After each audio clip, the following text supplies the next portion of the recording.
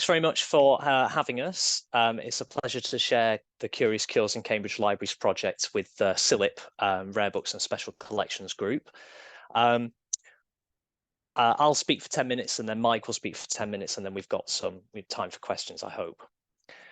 What remedies were available to the medieval sufferer of toothache, fever, migraine or trembling hands? To what medical uses did medieval practitioners put dove feces, fox lungs, salted owl, or eel grease? How might one aid a man suffering from scalding of thy pintle or swola ballocks, or ease the pain of a woman with grinding in the womb or who travaileth of child? And what might a physician do to treat canker that breeds in the mouth or worms that eat the eyelids?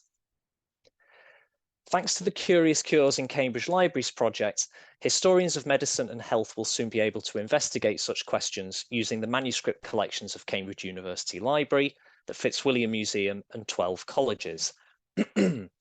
Funded by a £500,000 Research Resources Award from the Wellcome Trust and led by the UL, Curious Cures will digitise and catalogue 186 manuscripts that contain medical recipes, making the results freely available via the Cambridge Digital Library.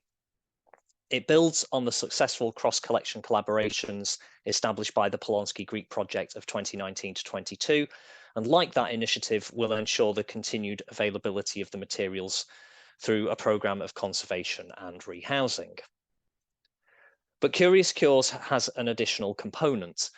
In order to give researchers granular access to the manuscript's contents, it aims to produce full-text transcriptions of 7,000 pages of medical recipes using the handwritten text recognition capabilities of Transcribus to accelerate this process. This paper will explain the reasons for choosing transcription, which is quite a labour-intensive prospect, even with Transcribus. The paper will also explore some of the challenges that transcription presents and describe some of the solutions and workarounds that we're devising to make it achievable. Medical recipes survive in great numbers from the medieval period and are found in manuscripts of all kinds. Curious Cures encompasses receptaria, compilations of dozens or even hundreds of formulations, like the example that you see here in a rather lovely homemade medieval leather wrapper, but also medical and non-medical manuscripts into whose blank spaces and peripheries recipes were written. These manuscripts illustrate the variety of contexts in which medical knowledge was recorded, transmitted, and presumably used or intended to be used. The manuscripts range in date from the 11th to the early... James, sorry, can I just step in? I just noticed a couple of comments that it's not actually, I'm saying I can see your slides, but it's not in presenter view, I think. It's not full screen. Is there one more button that maybe needs to be pressed? Right, okay. Sorry to interrupt you. No, I've had this problem before. Hang on, let me stop sharing my screen and start again.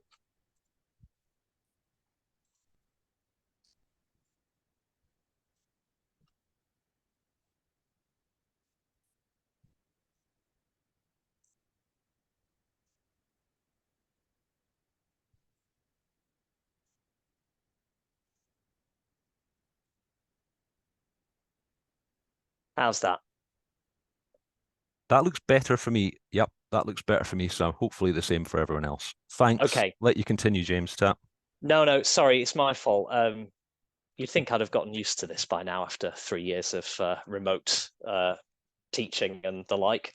Where was I? The manuscripts range in date from the 11th to the early 16th century, but most of them were made towards the end of that period, and most of them were made in England. Books of continental origin do feature, however, reminding us of the international circulation of medical knowledge at this time. Those books and their recipes are principally written in Latin, as you'd expect, but many of the manuscripts made in England, like the one you see here, are written in the vernacular. Recipes are important evidence of medieval medical practice. Surviving in great numbers, they attest to the widespread circulation and accessing of medical knowledge, and they bring us close to the interactions between practitioner and patient. Some bizarrely elaborate exceptions aside, they are mostly simple remedies which use everyday ingredients and herbs and straightforward household often household preparatory equipment and techniques. Cures for such mundane ailments as headaches, red eyes, and stiff joints exist alongside treatments for broken bones, rankled wounds, suppurating sores, providing a vivid, sometimes visceral, reminder of the pain and precarity of medieval life. They illuminate a simple, practical leechcraft within reach of ordinary laypeople and practiced by those without formal medical training. However, the number of recipes, their variety, and their distribution across many kinds of book present obvious challenges. Across this corpus alone, there amounts to perhaps 8 to 10,000 separate recipe texts. Resources such as the Index of Middle English Prose record their location, they give some summary information, but the sheer quantity of recipes made the recording of any further details unfeasible. While digitisation frees researchers from the need to examine the manuscripts in person, nevertheless, they would still need to spend many hours trawling for remedies for a certain ailment or instances of a particular ingredient, say. A manuscript's contents may be available without necessarily being accessible. Cataloguing in its traditional form doesn't really provide a solution either. The traditional model of textual identification in manuscripts involves recording 3 pieces of information. The rubric, where information about an author or the name of a work might be found, the opening words of the text known as the incipit, and the closing words of the text known as the explicit. Cross-checking these pieces of information against one another and against other manuscripts in which they're found enables cataloguers to verify the identification of a text and its author at a time when books didn't have title pages, texts were frequently circulated under different titles, or they were attributed to different writers or circulated pseudonymously or anonymously. And books also often contained more than one text in a single volume. But this model doesn't map well onto medical recipes, however, as you can see here. They don't have unique titles, they're almost always anonymous, and they're also very short, typically 100 to 150 words. The rubrics usually only tell us the ailment to be cured, and consequently are often very repetitive, and incipits and explicits can disguise important differences between copies of a particular remedy, as you will see on the next slide. Full text transcription will provide granular access to these recipes. Researchers will be able to find them by keyword searching, but also easily detect the differences between them, such as the use of weights and measures or more figurative or descriptive measures, you know, a handful, a great quantity, as opposed to 1 ounce.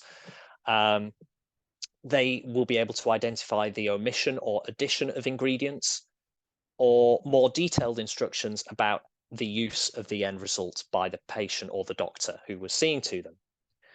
Researchers could also furthermore interrogate the corpus in order to identify the most commonly co-occurring ingredients in remedies for dry cough, for instance, as you see here, or undertake a longitudinal study into how this recipe evolved over time in order to understand the changing availability of ingredients, or reveal otherwise invisible processes of trialing and testing, a kind of, you know, Darwinian evolution of a particular recipe. But again, there's the problem of scale. How does an externally funded project with a fixed budget manage to transcribe 8 to 10,000 recipes? Great advances have been made in the field of handwritten text recognition, and one such tool, Transcribus, which has been mentioned on previous days of this conference, has been used to great effect in speeding up the process of transcribing manuscripts. As many of you will know, it has inbuilt text segmentation tools, which aids the process of manual transcription. And for us, it exports those transcriptions in TEI XML, a format which is compatible with the Cambridge Digital Library.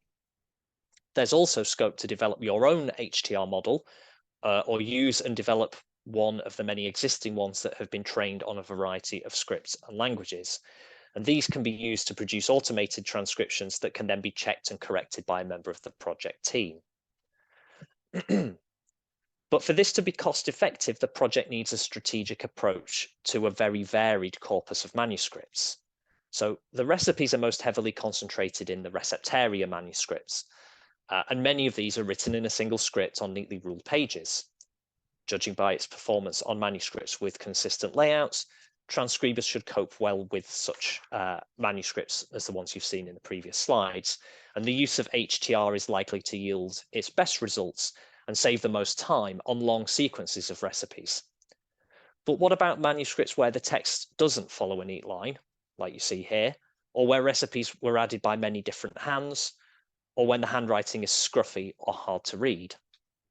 Or when multiple recipes are clustered together, as you can see on the right, inserted into margins or blank spaces around other texts, as you can see on the left.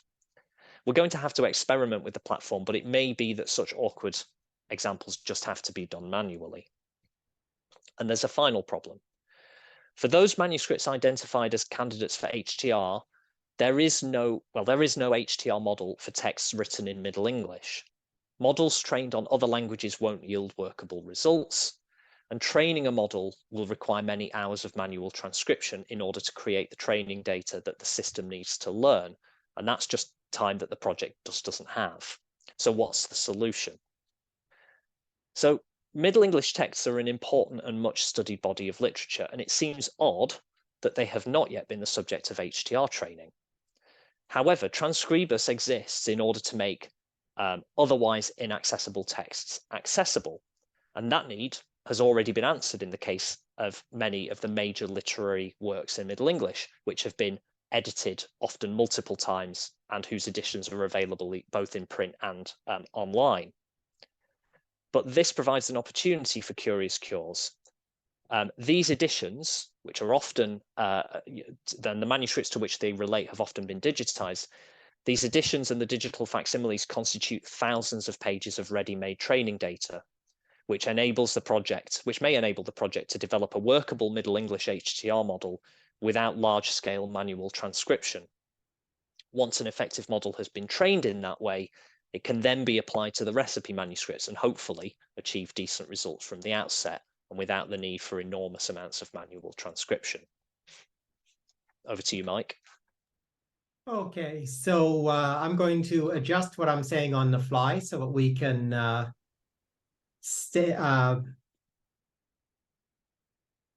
sorry, I was just confused by Zoom for a second. There we go. So I'm going to adjust what I'm saying on the fly to make sure we come in on time. So James has been giving an excellent account of the project and a wonderful account of the pipeline that we're going to be using with Transcribus. And I always like to start off showing the technical diagram of what we're doing. And I typically do that just to freak people out unless it's a technical audience. So there's a technical diagram of what we're doing, but that's not actually what I want to talk about.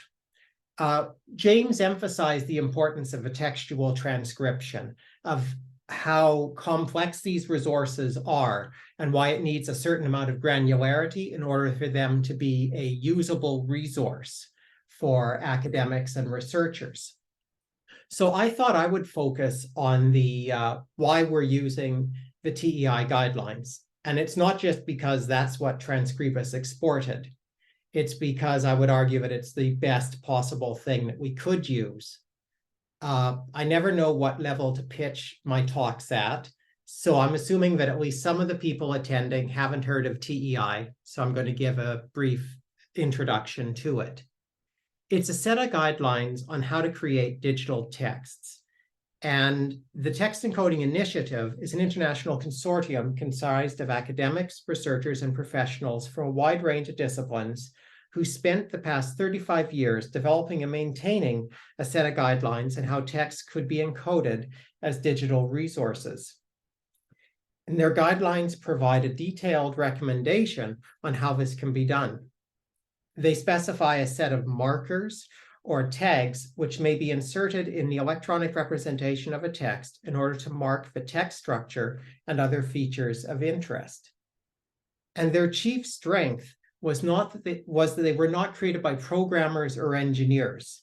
They were created by people who spent years slumped over manuscripts and printed books in the libraries, obsessed about every detail.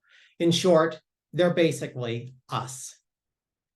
And the guidelines contain around 600 tags to describe all manner of metadata, presentational, editorial, and semantic content, such as brevigraphs, provenance, such as provenances, additions, deletions, abbreviations, and brevigraphs, their expansions, illegible text, and, as James had shown in his, rubric, incipit, and explicit also have dedicated tags. Now, no project ever uses all 600 of these tags. You only need to use the ones that you need for your transcription project. And in most of my projects, we've generally used between 40 and 60 tags within the transcription. The Newton project was an outlier in requiring more than 80, but that excess was necessary because we were encoding as mathematics. And thankfully, nobody else is mad enough to try doing that sort of thing again. There are many reasons to use TEI, and these 5 here are the ones that you've probably heard all the time. It creates interoperable resources that can be shared. It's a long-term data format. The kicker for most people, funders love it. You're unlikely to find anything better suited to your materials, and it's actively supported. But the reason I always like to recommend it is that it actually can make you a better editor. It encourages a close reading of the text and a precision of language that makes it a lot easier to communicate with your peers, but also to describe what's happening on the page. And you can also generate multiple forms of output from the same source file. So if you provide a diplomatic transcription of the text, where you record all the brevigraphs and their expansions, deletions, additions, you can provide not just a diplomatic transcription, but also a normalized version. You can provide the entire transcription as one file. You can break it up into pages to display just beside a page-by-page view. You can make it an online resource. You can make it an EPUB file for use in a reader. You can even create a PDF. So it's very flexible. Now, what the strength of TEI is that it actually allows you to record information semantically rather than just visually. So here we have the start of a recipe here against Strangurium. Strangury is pain when urinating. And you can see in this example here, I've given an XML fragment at the end describing this. And this fragment contains a lot of information. Firstly, it's defined this piece of text as being a section head.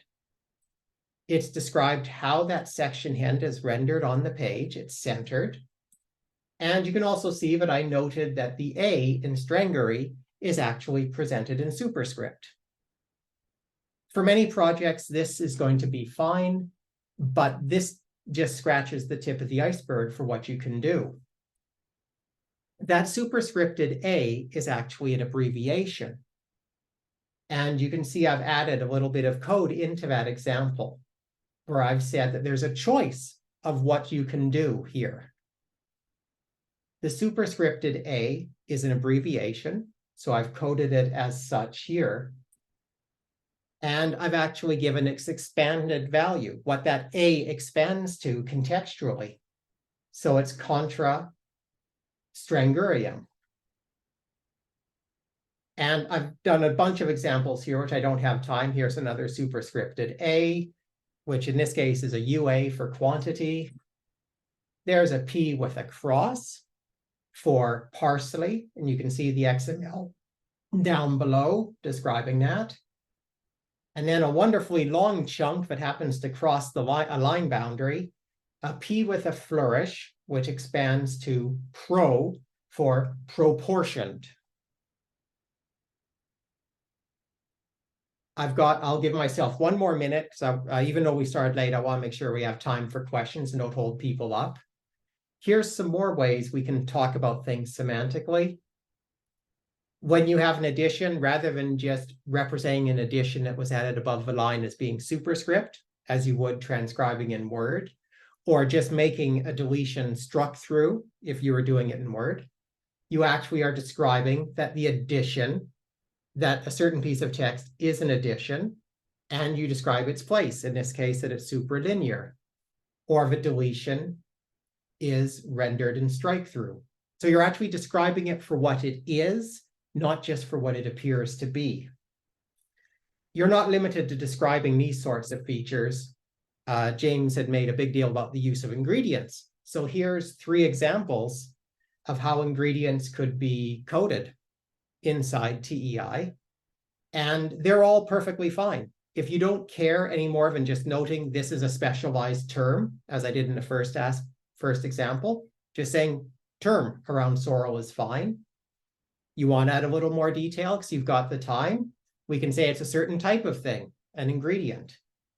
And if we really care about the ingredients being used, and that's the main focus of our research, you could actually add an attribute, in this case, key, which points to an external resource that actually defines what it is, so that all the different ways sorrel could appear in the manuscript are all coded like this, and you can create an index to find them.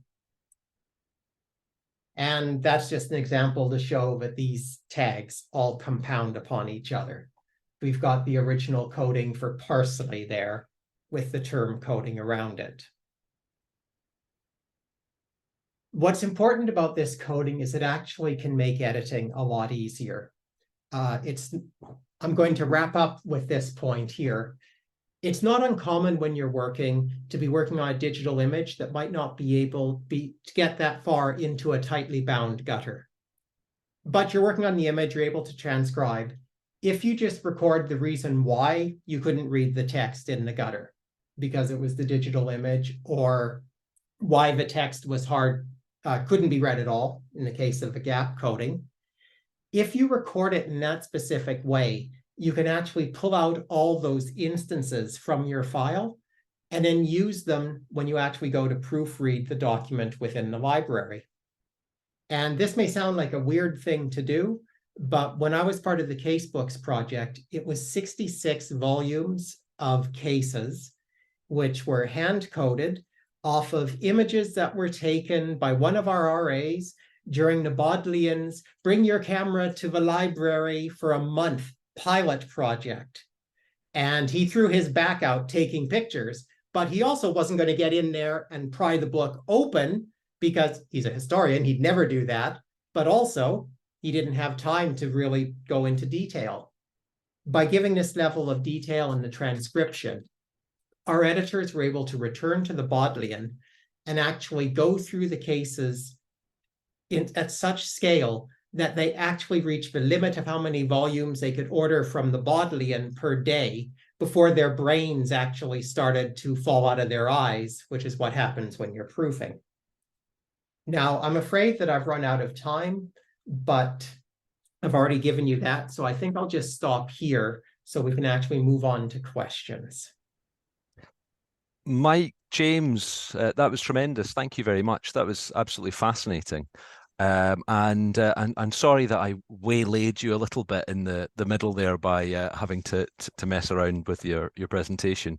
We've still got a few minutes for questions, so if anyone wants to put any questions in the Q&A, that'd be great. Again, I've got a couple, if you don't mind me starting. In your impressive flowcharts, there was I think a couple of times you've got bits saying checks and corrections, and one of the things that I was wondering about is in terms of the project, how many are in your team more generally, and are these the bottlenecks? Is it the kind of human elements of this, of checking and correcting, paleography or coding? If you could speak to that a bit more, I'd be interested. So yes, there are 2 full-time project cataloguers on the project, Clark Dreeshen and Sarah Gilbert. Currently, they're busying themselves cataloguing the manuscripts, but towards the end of this year, as that begins to tail off, they're going to start on the transcription. So yes, indeed, there's going to be a certain degree of we'll have to decide which bodies of recipes to deal with first. I think we'll probably be best starting with the receptaria, the greatest concentration, the greatest quantities. And often what we find in those receptaria, they're organized in a rough head to toe order. Although alphabetical order is known in the medieval period, in medical treatises, often the materials are arranged, the recipes are arranged head to toe, which makes complete sense. And you get the same sorts of groups of recipes with the same sort of groups of formulation in them. So I think probably what will happen is they'll, you know, using Transcribus, it will probably be quite, we'll probably get pretty good results pretty quickly, because will be the same sort of text is going to be fed into the machine. So the more it gets trained, having already been trained on thousands of pages of the Canterbury Tales and other Middle English literary works, hopefully it will then get up to speed on the medical recipes, which will be to some degree repetitive. But as you'll have seen from the slide, there are subtle variations in the kind of granular contents. Yeah, there is going to be a bottleneck around checking. We can't rely on Transcribus, however well it performs, and it's important that what we produce is reliable. Yeah. I think perhaps what we will focus on first is just getting a transcription completed that is diplomatic. It is what it is on the page. We're not necessarily trying to expand things, but I know that Mike is able to help us deal with those sorts of things quite quickly, and also deal with areas where there may be ambiguities in how we interpret a particular brevigraph or abbreviation, particularly in vernacular. So the Latin stuff is probably going to be quite straightforward. Hopefully that answers. Yeah, that's great. There were a couple more that have come in.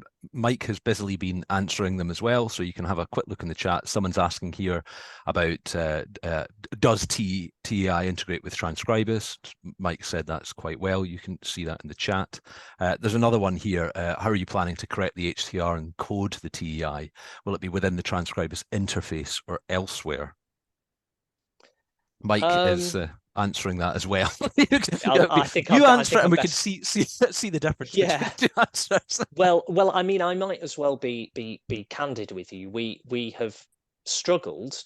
We had planned to recruit an additional member of the team to kind of, you know, more hands like work, speed things up. But unfortunately, it's very difficult to do that at the moment. And you know, we're sticking with the team that we have. Yeah. But as a consequences of delays to recruitment as part of a, you know, broader situation in the UL, the transcription phase has gotten pushed a little bit later and a little bit later in the project. So we haven't started on some of this in earnest yet. So I you know, I hope the audience will forgive me if my paper was a little heavy on ideas but light on actual results. No, it's very ambitious, and it's quite exciting sounding, so don't apologise for that at all.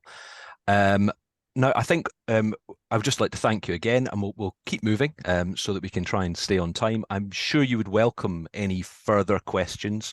I think my team will tell me if your email contacts are available. People can email them on to you, I'm sure, any additional questions. But without further ado, we shall move on to our second talk of the day. If I can find it here, yes.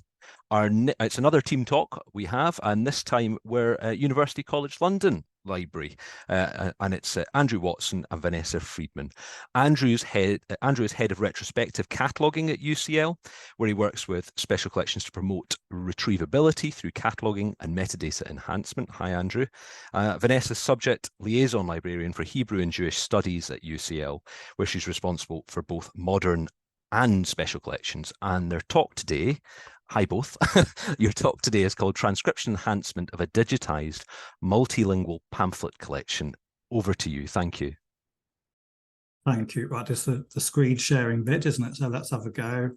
I think it looks like this one. I hope that you can see my slides and hear me. Yeah, yes, that looks good, Andrew, and it's full screen. Thank you. Right, so hello, everybody. Thanks for the introduction. Yes, I'm Andrew Watson, Head of Retrospective Cataloguing, joined by Vanessa Freedman, who's Subject Liaison Librarian for Hebrew and Jewish Studies. And we're talking about the transcription enhancement of a digitised multilingual pamphlet collection. And there's a slight departure from the rest of this conference. We're talking about a print collection, so a little bit of a treat. The transcription enhancement took place in the multi-phase project entitled Uncovering UCL's Jewish Pamphlet Collections, The project set out to catalogue, conserve and digitise several collections of Jewish pamphlets held by UCL Special Collections. The table shows a summary of the activities that took place in the phases. There were 3 phases. The first one we set out to do a conservation survey and to catalogue the collection. In phase 2, that moved on to more conservation work and digitisation. And then, as you see in the 3rd phase, there was a shift to transcription enhancement. Now, I should say now that these phases were not planned at the outset. They just developed organically one from another. And so the consequence of this, that there were sometimes unforeseen changes in staffing, which meant that not all staff had the relevant experience at the appropriate times, which is a bit unfortunate. I, as it happened, ended up being the project manager for all 3 phases. And I can tell you, I had no previous experience of digitisation projects, yet alone transcription enhancement. So it was really a bit of a learning curve in at the deep end, as they say.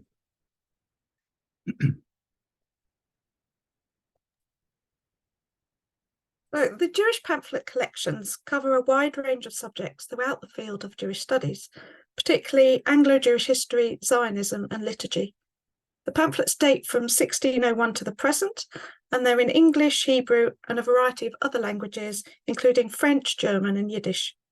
Many of the pamphlets include more than one language, and the example on the slide, as you can see, is in Hebrew and English.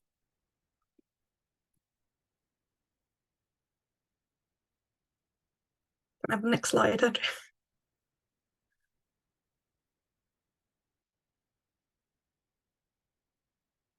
The purpose of the digitisation part of the project was to enable online access to important texts which were not widely available or which could not be consulted because of poor condition. As we only had funds to digitise a portion of the collection, we used the following criteria for selection: significance based on date and subject matter, fragility using the results of the conservation survey from phase 1, rarity and whether the pamphlet was already available digitally. We established these by checking COPAC, now Library Hub Discover.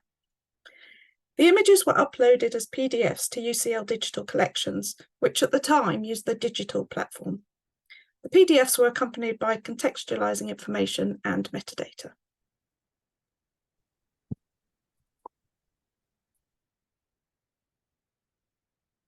So when the images were uploaded, optical character recognition, or OCR, was applied in order to make the text searchable. However, this original OCR attempt was not reliable for Hebrew or Gothic script, and as a significant amount of the material was in Hebrew, this was quite a concern. So we consulted with the National Library of Israel, who advised us to adopt Abi Fine Reader software to correct the transcriptions, as this included Hebrew as one of the built-in language options. We already had a license for this software, so we chose to follow their advice.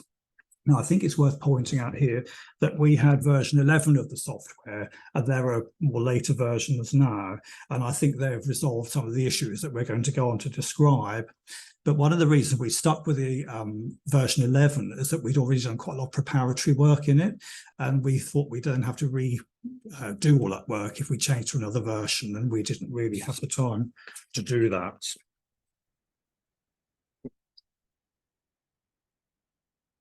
So our initial methodology was based on the transcription pilot we did in phase 2 of the project.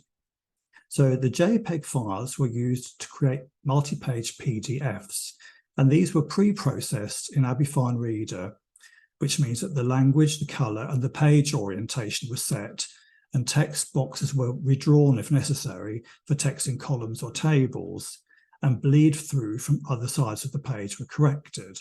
And I'm going to go on to show you some examples of these in a minute. So the illustration here shows on the left-hand side the thumbnail images of the PDF pages, these sort of red and white pages. I think we're looking at page 2 now. The left-hand pane has the text with the green text blocks drawn, and you can see there are 3 there. Interesting, you'll see that it hasn't found the Y there. Underneath, we can see an enlargement of the text that we're currently looking at. And the right-hand pane has the transcription, and it's here where we would correct the text. And Abby, what it has done, the fine reader has done, is actually highlighted anything in blue which it thinks might be an error or need attention. And also, a bit like a spell check, it's underlined things in red if it doesn't recognise the words.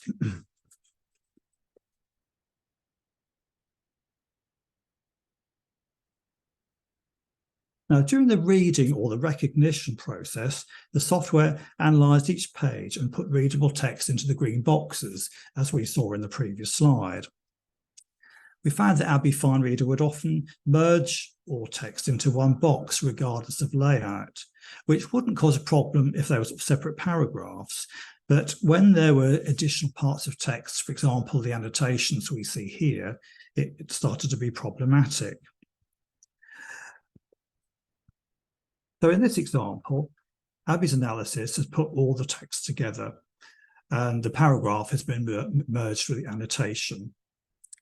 And you can see how it has read it here. And so if we look at the first line of this paragraph, it says rather enigmatically, provided also that nothing in this act contained shall be act not construed to any enabling. I've practiced this like crazy. Anyway, you get the idea. It's not really, doesn't really quite make sense. It's rather a departure from the original version. So now here we see the corrected version, and you'll see that there is the correct distribution of text blocks. We've got one for the title at the top, the caption, the page. The annotation has now been put into a separate text box, and those one at the side. And then in this transcription, you can see again that the annotations are kept separately. And now that corrected version reads, as you would hope, provided also that nothing in this act contained shall be construed to enable any persons. Oh, I can do that one. Another common issue encountered with the generation of text boxes on blank pages, where text from the previous page could be seen bleed through, which I mentioned earlier. And this is a really good example, because you can see that the transcription contains all sorts of like phantom text, which it has read through the pages, where really there should be none at all. So other factors that were problematic was when the text was not perfectly straight. So the image had been taken slightly askew, and then Abby Fine Reader started to read them as sort of separate lines. One line of part was superimposed over another, that sort of thing. And as we saw in the earlier slide, the illustrative letters and decorative fonts weren't always recognised. So the previous slide I showed should have had yours to start with, and it actually transcribed as ours. The Y was missing. And finally, the other thing that caused problems was when the paper was marked or dark, and the contrast was not good between the paper and the text themselves. So the solution was to manually tidy up each page by removing the excess ones, and redrawing them around the paragraphs or bodies of text. The preparation generally took a minimum of 1.5 hours per average size pamphlet, but in reality, many took longer due to the issues that we've seen here. And pamphlets exhibiting multiple instances of these could take a whole day to prepare. Following this pre-processing of the text, the transcriptions were checked and corrected. As Andrew pointed out earlier, Abby Fine Reader uses two methods of indicating potential errors. Uncertain readings are highlighted in blue, as you saw on the previous slides, and words not included in the software dictionary are highlighted in red. And there's a verification tool where these errors can be quickly found and corrected. You can see it on the slide. It's similar to the spell checker in word processors. In this example, it's not recognised the word instant with a long S, but the correct word is included in the list of suggestions at the bottom, and unknown words can also be added to the dictionary.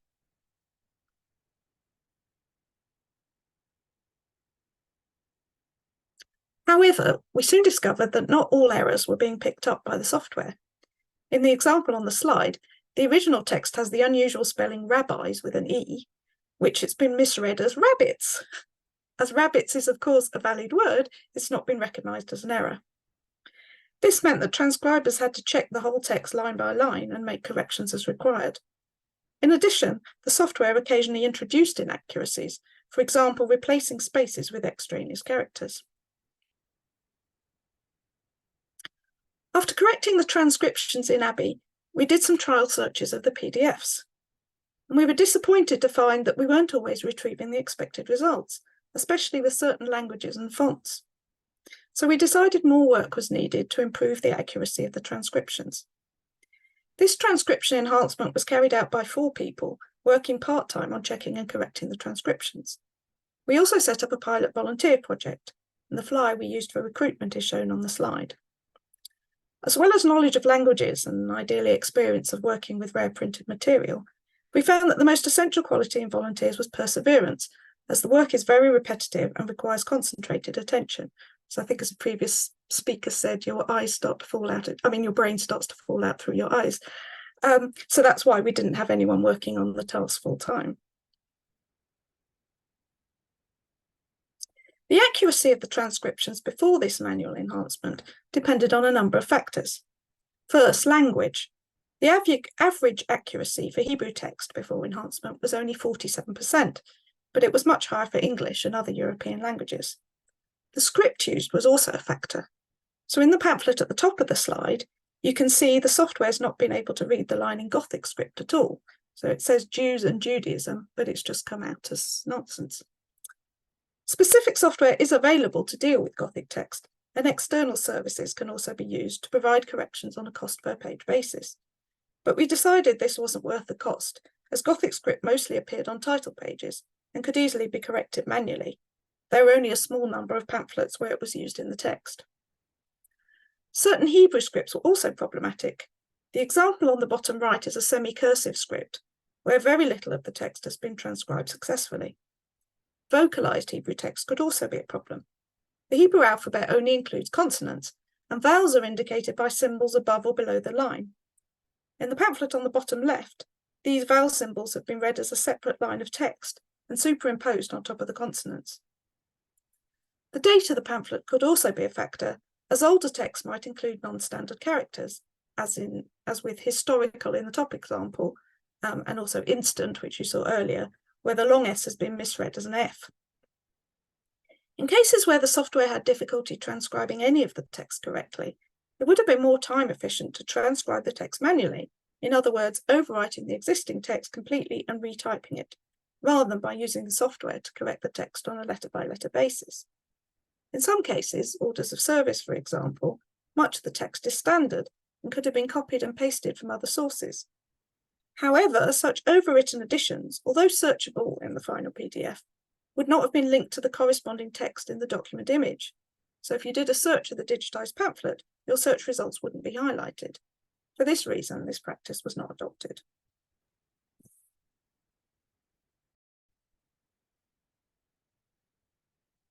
Once the transcriptions have been corrected, we then check them to monitor the quality. But unfortunately, the searchability of some PDFs was still found to be inadequate. Initial testing showed that many of the manual corrections were not discoverable in the PDF text. And in addition, sections of the text which had already appeared to be correct in the transcriptions were also failing to be discoverable in the completed PDFs. So we were puzzled by this, and we tried highlighting areas of the PDF text and copying and pasting them into Word. We then set this to show all the hidden formatting by selecting the paragraph icon, which reveals hidden characters. So it's the one here that we sort of selected to show everything. And this led to the discovery of instances of spacing appearing in between letters within words, and often separating every letter. And they can be seen in this sample. If we look at the bottom, we've got St. James's Palace, where there's spaces interposed. And this text here, supported by voluntary contributions, has a space practically between every letter. One wonders why it wasn't put between the I and the B, but there we are. Who knows? But of course, that you wouldn't be able to find the word supported or voluntary from that. But interestingly, the larger fonts weren't affected. So rules and regulations look absolutely fine. Vanessa will tell me about the Hebrew, which I unfortunately can't read. But then blind is fine, but indigent has an extra space added. Now, these obviously these spaces hadn't been in the original text, and they hadn't appeared in the transcriptions, and obviously it was hindering discovery. So we experimented with the use of this style editor, which is embedded within the software. And this enabled us to set the minimum font size required to eliminate the spacing. So as we've seen here, a larger font didn't seem to demonstrate the spacing. And so as a result, we revised the methodology to set the font sizes prior to starting to correct the transcriptions. And we also took the precaution of monitoring the quality after correcting just one page to see how successful this was. And I think it's important to say here that Abbey were very kind. They offered us a free trial of their version 14, which we took up. We took up their offer, and we found it eliminated a lot of this spacing, not all of it, but much of it. But as I said at the outset of this presentation, we'd already done a lot of preparatory work in version 11, and we couldn't really risk the slippage in the project to then try to do all that work again, because it was quite time consuming. So we battled on, and we knew where the problems lay, and we'd sort of managed to find a way of dealing with them. So monitoring the quality, as I've just described, enabled us to calculate the overall improvement. And this table shows the accuracy rating before and after transcription enhancement. So the last column shows the overall improvement, taking the original accuracy into account. So if we look at the bottom line here for Hebrew script, you can see that it benefited substantially, with an overall improvement of 81% compared to what we started with. But text and Roman script, the improvement was less marked.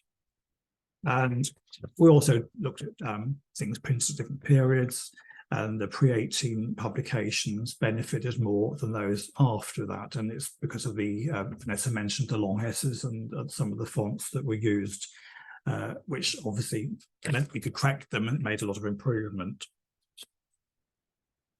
So I'll finish with a few metrics just to sort of dazzle everybody. 81 transcriptions were enhanced, 1,779 pages were corrected. It took a minimum of 1.5 hours to prepare each Abbey file.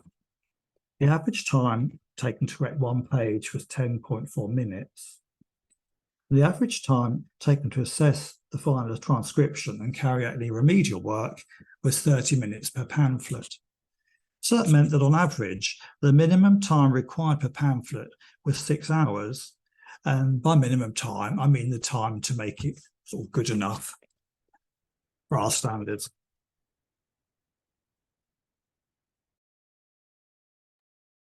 So finally, here are some of the lessons that we learned from the project. It's important to document procedures in detail so that all staff and volunteers are following the same procedures, and to inform future projects. It's essential to monitor the quality of the transcriptions at each stage of the process, as we discovered some transcriptions were less accurate than we expected. And it's essential to then revise the methodology as necessary. We realised our expectations weren't always realistic. For example, some of the volunteers were working on very long pamphlets, which could be quite demoralising because of the slow progress. Now, in the future, we would target material where the manual transcription enhancement would make the most difference. For this collection, that would be pre-1850 publications and texts in Hebrew. There's a longer report on the transcription enhancement available. The URL is on the slide, and we'll also share it in the chat. Thank you very much. And are there any questions? That was fantastic, Andrew and Vanessa, really interesting. And Vanessa, you're doing my job for me. Are there any questions? Let's see. It always takes a couple of minutes for people to drop them and type them into the chat. So in the meantime, one of the things it's fascinating, the kind of artifacts of printing and how that has an impact. So things like bleed through, I thought that's really interesting, particularly when some of the more interesting, say, ephemeral or rare material that you might actually be interested in targeting for this is very often on the cheapest paper. Therefore, there's more bleed through. The main thing I have her on this, I suppose, is that did you, just to be devil's advocates, try and work out how long it would have taken had you just had someone, without using the OCR, completely transcribe it? So it ended up being 6 hours per pamphlet. What would that, as a control, how long would it have taken had you not then used the OCR? Because I imagine it is still, even with all of this, speeded things up considerably. Vanessa, are you able to answer? Because Vanessa, you looked at the text where you tried to copy and paste some of the liturgy, for example, and paste. It was obviously much quicker. Yeah, I mean, when I was going through all of this, I was thinking, oh, that's just a psalm. I could easily get that from somewhere else. But the problem is, as I pointed out earlier, was that it then wouldn't kind of tie into the digital image. Yeah. So if it's overtyped, then if you search for something, it'll find it in the PDF, in the transcription, but it won't then find it. It won't highlight it in the digital image. So I don't think it would work. No. And we did have a much earlier digitization project. I think we finished in 2011. So this was kind of in the very early stages. As I can share the link in the chat, is the Montefiore tributes, which are mostly manuscript. There's a few printed. And what we did for that project was actually exactly that, transcribe them. But again, I think you can search the transcription, but then you won't necessarily find where it is. So in there's more functionality by doing it the way you're doing it. Yeah. So there are a couple of far better questions than mine in the Q&A here. How do you determine accuracy? Someone is asking here. Kate Walker's asking. Do you take a sample size and check that?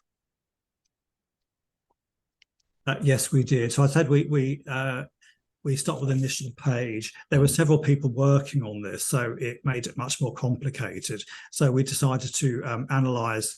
I think title pages obviously were quite different because the font size has varied, as you saw, for example, I showed with the place of publication and the voluntary support, whatever, was all completely wrong. So we tried to take sort of a standard page within and work out how much it improved and based it on that. So we didn't use every single page. That would have been taken too long. That we could work on a page per pamphlet, and that's simply what we'd also use to check the quality as well. So that obviously we looked at one page and it was terrible, we'd know the whole pamphlet was likely needed to be redone, and if it was fairly good, then we could take that as an average measure. Yeah. Good. Okay. Thanks, Andrew.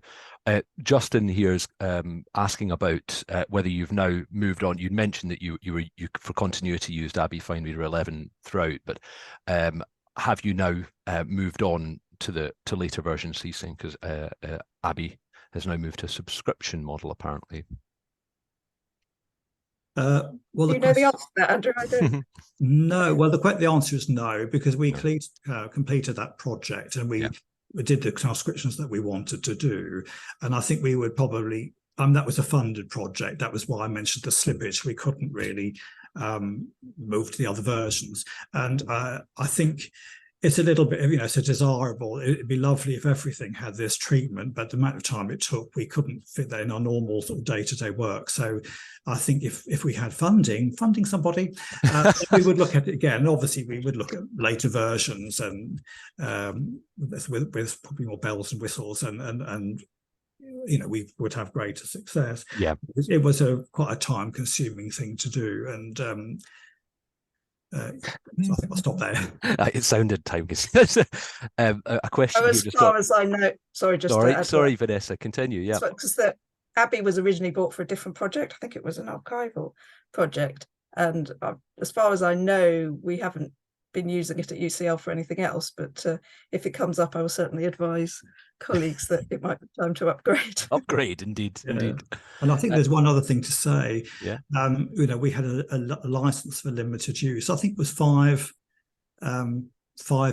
simultaneous PCs or whatever. So we actually could only use 3 for the project. So we had one on a laptop, one on one PC, and one that some volunteers were working on. So because that extended it all as well, we couldn't sort of do a mass transcribe-a-thon with this. It had to be sort of metered out, Yeah, that limits you. The questions are flowing in here. Just a clarification on the accuracy rate. Was that character accuracy percentages or word accuracy percentages? Sarah and Ben are wanting to know. Oh, no, we've got... I can't remember. They were impressively high anyway, I think. Yeah, I think it would... I can't remember exactly now. I'll have to check. I think it was words. I think it was word, wasn't it? We were looking at words. Yes, we were. I think we did sample searches basically for words, if they were showing up. Yeah. Because that's how we picked up on the spacing. Word accuracy, of course. Yes. Good. Yeah. Yes, we did, because we looked at sort of a paragraph of so many words, and then we worked out how many we could read, and then we sort of extrapolated that to larger texts. So that seemed to be the best way to go. I mean, if it's a letter by letter basis, we'd still be doing it, I think. Yeah. A bit. Bob's got a question there about whether the next is there a next step in the project, or are you done with it? There's a question he's wondering there about creating structured text from the transcriptions next. Is that something you've thought about? Vanessa, I mean, it's your collection is really... Well, as Andrew explained, this was the last phase of the project, and I don't think we could go back to the funder again. But as I mentioned, and I will share the link in the chat, we wrote a report on it, which is available on our research repository. So the part of the idea of that was that it could serve as a pilot for future projects. Yeah, that's right. Yeah. And on that, I mean, I think Tanya's got a really good practical question here, which is that what were the challenges, and can you speak to those about recruitment and volunteer retention? I think we all know that can be difficult. Shall I answer that, Andrew? Yes. That's mostly mine. So one challenge was knowing where to target it. So our initial thought was because of the language issue. And the subject matter was to target at the Hebrew and Jewish Studies department at UCL. And, we did a lot of work working with the academics there and so on. And I think all the initial volunteers we had were from digital humanities, because obviously they were more interested in the technical sides. So it was hard to find someone who had all the requisite skills. We did have at least one person who read Hebrew or Yiddish, I think. So we were able to try that. But so that was one issue. Another issue, as I think we already mentioned, was the volunteers got quite demoralised, especially if they were working on a long pamphlet because of the... What did you see? The brain falling out through their eyes. I love that phrase. I'm going to use it again. And then also, Andrew mentioned the problem with actually having enough PCs and enough workspace. And then there was one thing that was kind of specific to that time, although a continuing issue in universities, which was actually when there was strike action going on, and some of the volunteers didn't want to cross the picket line, so we sort of lost some that way as well. So it was unfortunately challenging. But I mean, we have subsequently had some very successful volunteer projects at UCL, particularly one that we started during the pandemic because we wanted something that people could do remotely, and that seemed to work very well. So that might be something to think about in the future, especially if something like Abbey were to move to a cloud-based system. I don't know if they have or were thinking of it, that's something people could do from home. Oh, Vanessa's frozen there. I think we were coming to the end there. Anyway, so I'll tell you, we're actually incredibly bang on schedule here. So Andrew, Vanessa, thank you both very much for a really interesting talk, bang on time. And I'm sure anyone who wants to find out a little bit more will definitely check out your report that you've published, which sounds really interesting. We're now going to have a 10-minute break, and we'll be back at 3:40 local British Summer Time punctual. Okay, thank you.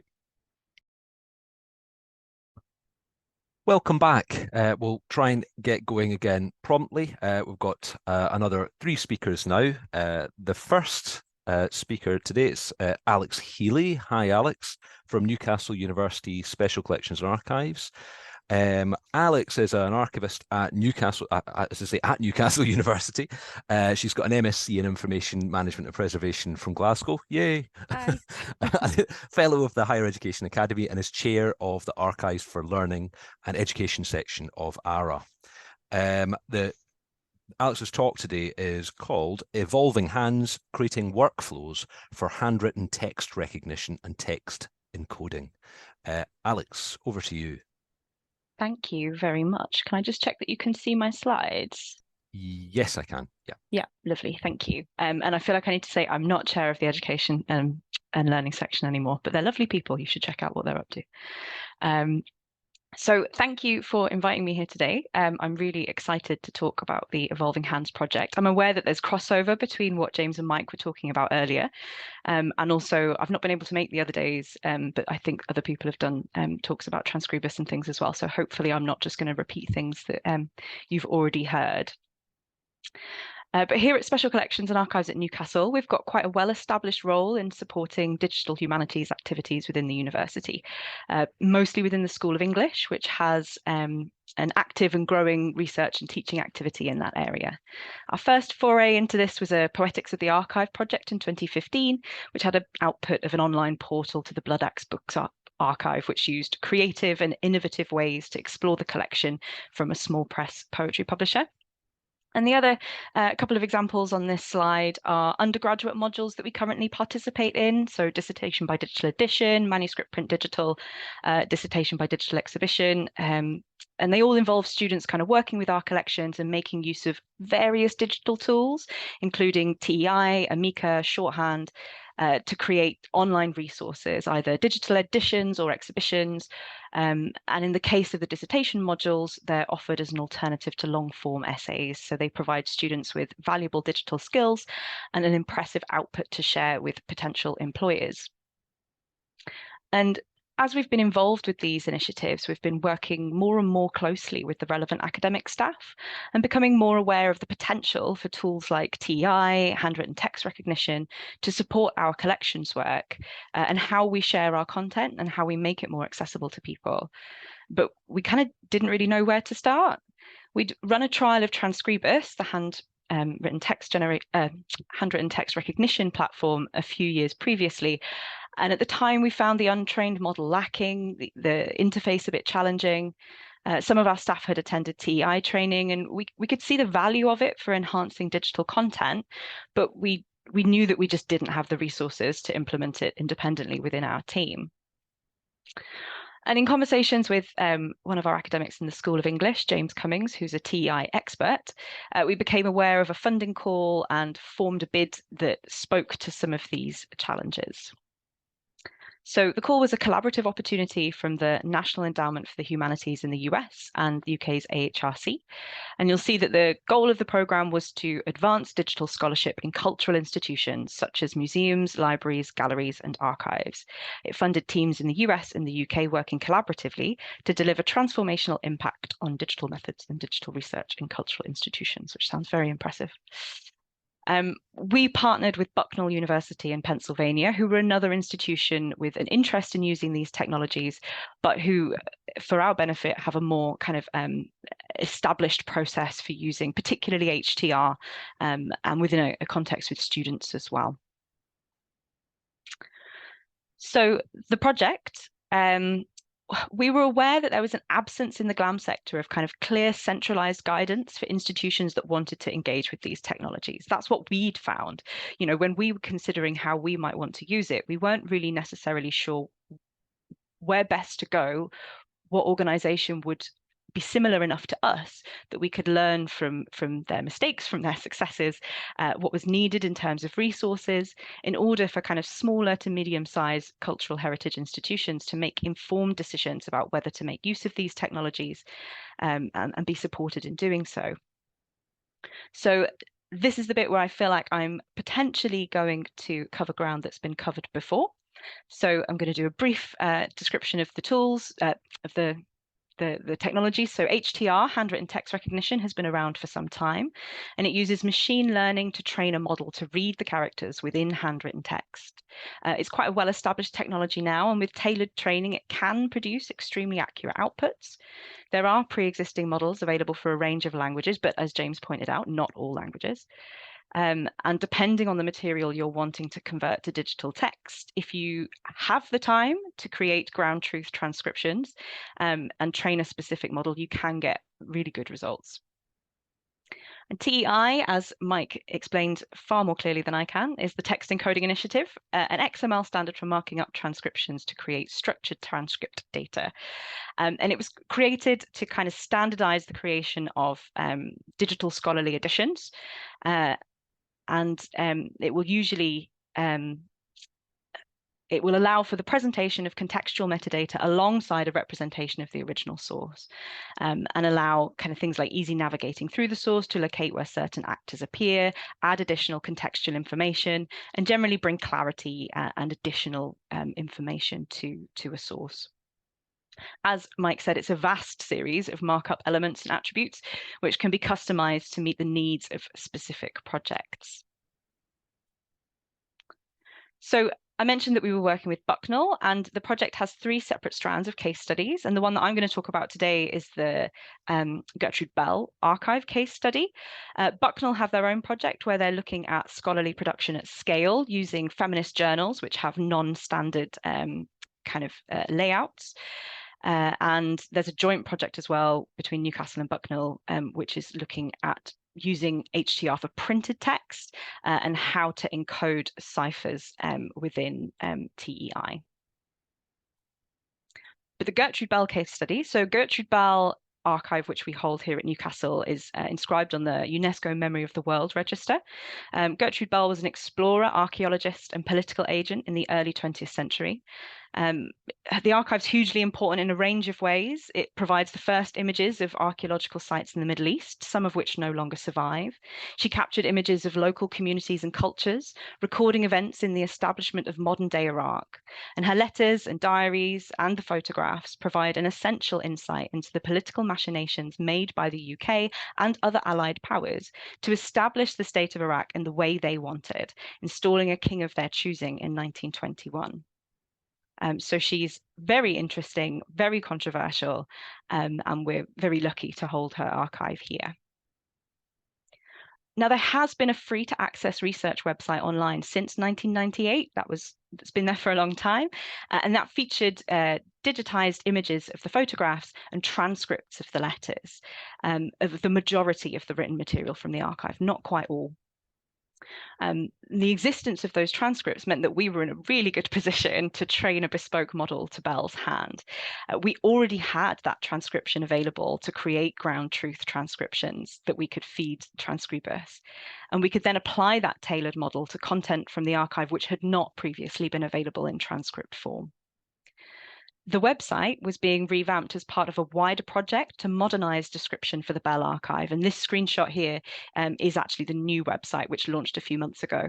So you can see the transcript there on the right, and the image on the left is generated using IIIF. And images of the letters weren't previously available, so these have only been available to view online for a few months. So we wanted to explore how the creation of a digital edition of some of the letter content could improve the researcher experience. This website, even before its new version, had a huge diverse audience with many non-experts approaching the material. And a lot of the places, events, and peoples that were referenced by Bell are not kind of things that most people would necessarily immediately understand and be able to contextualize. So that was our goal. We knew that we simply did not have the resources to do all of the letters. There are thousands of them. And so we decided to choose a series of letters from June to September 1921, as this was a moment of great geopolitical importance, covering the lead up to and aftermath of the coronation of King Faisal I of Iraq, who Bell championed for monarch. The letters provide insight into Bell's interactions with Iraqi politicians and leaders as she seeks to gain their support for Faisal while also making reference to other developments in the region, including Syria and Palestine. And I'm just going to name drop my colleague Valentina Flex, who wrote that excellent little description of why these letters are particularly important. So we chose to use the Transcribus platform for HTR, although other transcription tools are available. In 2022, it was the most popular HTR tool in the sector, and it also was one that we'd made use of in trials previously, so we had some familiarity with it within the team. A lot of the features are free to use, and it had a very nice, relatively new web interface, which was particularly user-friendly.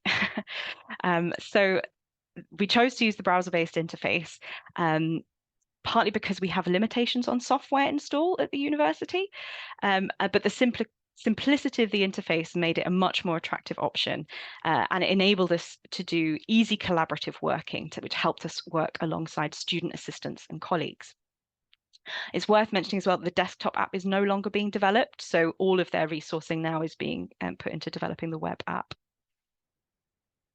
So Transcribus offers not just HTR as well, but we were aware of a recently introduced tagging feature, which would enable us to mark up the text within Transcribus in the web interface and then export it to TEI. We tested this feature and found that the exported TEI transcripts weren't perfect, but they did contain all the data we needed, and we felt they could be converted relatively easily. That's with the support of James from the School of English. Not all Transcribus features are free, as I mentioned. When we started, every new user used to get a big bundle of free credits, and we used these when we were running the HTR models on new content. But all other features were free except publishing, which is a service they do offer, but I haven't looked into that. They are about to change their subscription model, so I think they're introducing like a different monthly subscription models. I haven't investigated that fully yet. Transcribus does have a very nice training team and a strong user community on Facebook, and they will provide remote bespoke training for people as well. And you'll see on the right of this slide, that is just a screen grab of the Transcribus interface. And again, very similar to the Gertrude Bell website, you'll see there's the text on the left and the transcription on the right. So we knew we wanted to train a model to Bell's writing. We didn't just want to use one of the default models. And we uploaded some scans using the web editor. And because we already had transcripts available, we explored the transcript import options. However, these required the transcript data to be formatted in a specific way, which we didn't have available. And the time spent converting all of the files would have taken just as long as it would have done to either copy paste them in or create new transcripts directly in the platform. But then using those existing transcripts to verify any uncertainties. And that's what we ended up doing. And I will mention here a postgraduate student called Evie Jeffrey, who did a huge amount of the grind work with this. I take little to no credit. Something that I didn't understand when I started was that training a model is an iterative process.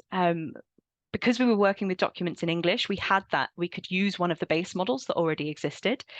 But Transcribus recommends having a further 25 to 75 pages of transcript data.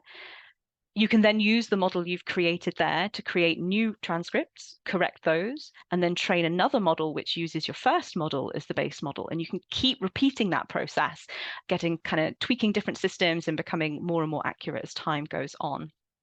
I think I came to it expecting a here are the optimum settings situation, but actually it was much more trial and error, tweaking different things, exploring different settings, creating lots of different models, and seeing which ones had better character error rates. I think we trained a total of 22 models, selected the most accurate, and then created 12 refined models, which used the best of the previous bunch as a base. And the one that we selected in the end had a character error rate of 0.63%, meaning that for every 100 characters, 0.63 were errors. In reality, on correction, I'm not sure that kind of translates exactly, but yeah, it was very accurate. We also found it very helpful where she was using kind of words of Arabic origin, but maybe transliterating them in a idiosyncratic way into words that don't necessarily actually exist. And it would give us a good enough guess to kind of make a bit more of a plump on what we thought it may or may not be. To generate transcripts for new material, the initial process was the same. We imported the scanned images, we ran the layout recognition, which picks up where the lines are on the page, and then ran the trained model on that content. It generates the transcripts, which you can then correct within Transcribus or export into various formats, as Mike mentioned earlier. We decided that we wanted to correct at the same time as we added tags within the system. So that tagging system that I mentioned within Transcribus contains some default tags. I think that screen grab there shows the default tags, but you can add your own as well, and you can add different elements to things. So we discussed as a project group what data we wanted to include, and we selected the relevant elements and attributes from the TEI guidelines to contain the data that we wanted to share. We also identified where we'd use standardized vocabularies, formatting guidelines, and databases. So things like Getty Geographic Thesaurus for locations, using standardized date formats. And we then prepared the work environment by adding those tags into Transcribus. Evie set about doing transcript corrections, researching the content, adding in TEI tags and data, and retaining what became a very hefty query log as we went along, partly where we wanted more information from other people who had knowledge about that period of history, but also where how the information would best sit within the tags, what tag to use, that kind of thing. It also became a log for system errors, where we found that the Transcribus system itself was preventing us from adding tags, as we did find, unfortunately, it was not working quite as expected. So unfortunately, we found that the tagging feature was a little bit unstable. We were quite unlucky. Transcribus went through some major upgrades as we were working with it, and support for bespoke tags seemed not to be a priority. We did do some work with them, letting them know what was missing. Fortunately, we knew an upgrade was coming, so we were able to export all of our data to avoid any potential data loss.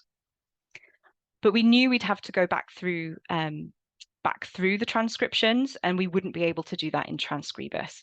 So we would have to use a different system, and we decided to either use Oxygen XML editor or LeafWriter.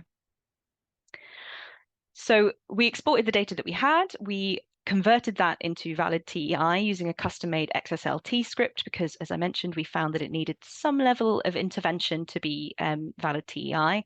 And as I said, James did that, and he has shared his process with me, but I've not quite gotten to grips with that email yet. Another postgraduate student, Erin Huthwaite, who has undertaken a second sweep of the transcription data, we trialed two different tools for this: Oxygen XML editor and LeafWriter. LeafWriter is a browser-based interface for editing TEI. Oxygen is its own application. We found that LeafWriter was really promising. It had a really user-friendly appearance, but it was a little bit unstable. And we did try, there's a few different methods of working with it, and we tried a few. And I'm sure that with more time, we could have got it to work, but we were on quite a tight schedule with Erin having limited hours. So Oxygen was working as expected, so we went with that. It perhaps looks a bit more intimidating because you're working directly within the raw XML, but it has a lot of inbuilt features that help you work with TEI and help you validate your data. I'm aware I'm running close to time, so I'm going to get a wiggle on. We're using Oxygen linked to a Git repository. I was very resistant to using Git, but it's actually been a really easy way for collaborative working and ensuring version control. What are we going to do with our TEI enhanced transcripts? We're hoping we will be working with our research software engineers to explore how to present the TEI enhanced transcripts alongside the images and raw transcripts somewhere within the Gertrude Bell website. We're not 100% sure where that's going to sit yet. We'll be meeting our RSE team in a couple of weeks. We may still need to do further transformation on the TEI data. We may need to think about how we're pulling the images as IIIF again. But again, this is all development that's upcoming. We're not quite there yet. But the workflows are, of course, the main output of this project. We are documenting all of our processes as we go in order to hopefully provide a worked out methodology for the GLAM sector. And as part of that, we'll be mapping our processes to the other case studies that are part of the project, and then hopefully stripping those back so that it's more a focus on the kind of framework of processes, preparations, resources, and decisions that you might need to make along the way. And one of the reasons we're doing it in that abstracted way is that software changes really quickly. Transcribus is always in development, and the TEI features and functionality on the web version are still quite new and are likely to develop further in the not too distant future. And I think that's a really good reason to avoid being too specific, focusing to those kind of processes and stages rather than detailed step-by-step guidance, although that will exist for people who want it. So while a lot of these processes are simple to implement and relatively low resource, it's important to acknowledge that some of these may still be out of reach of some cultural heritage institutions. We've come to this with existing transcriptions, which hugely sped up the creation of ground truth. We've made use of paid student internships and research assistants. We've had access to knowledgeable and experienced specialists, and we've had dedicated staff time on the project too. But still, hopefully having access to information about what exactly is involved will enable people to make more informed decisions. And it might be that people dip in at certain points. If you just want to explore using transcriber software, maybe just training an HTR model, or how TEI might be used in your service, it might be an easy way for you to get some information from somewhere that's been through all those processes.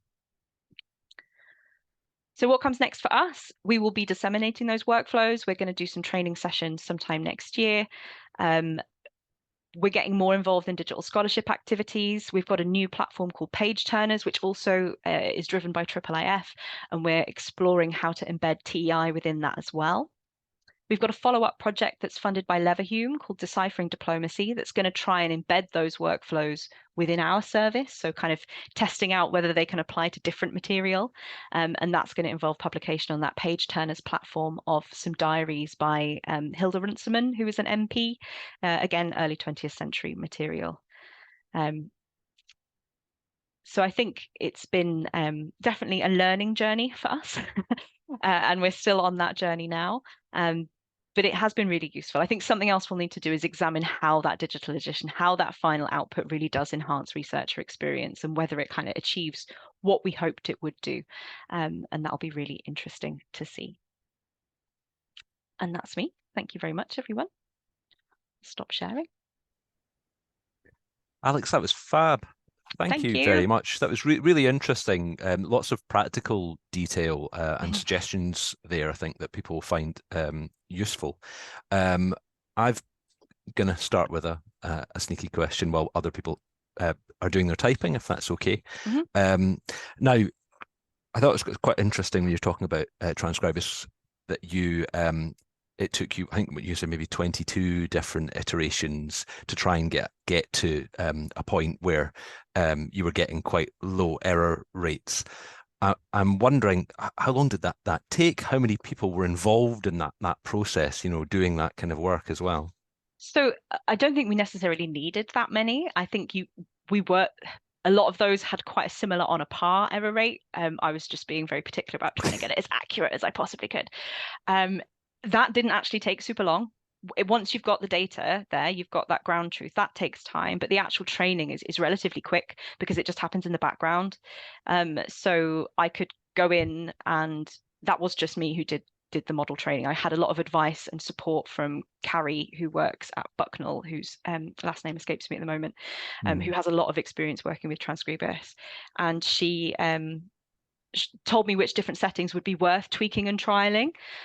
So I was able to go in, open the model training menu, set a few things, click train, and then basically go through that process again, tweak it slightly differently, click train, go through it again. And it probably took me not longer than a day even, which sounds like a lot, but that wasn't the time consuming part. That was probably the quickest part. That's interesting, because I've not used it before, and I am definitely going to. I mean, on that, sort of a follow-up question. You know, you're sort of talking about next steps, and that's going to be disseminating things like your workflows.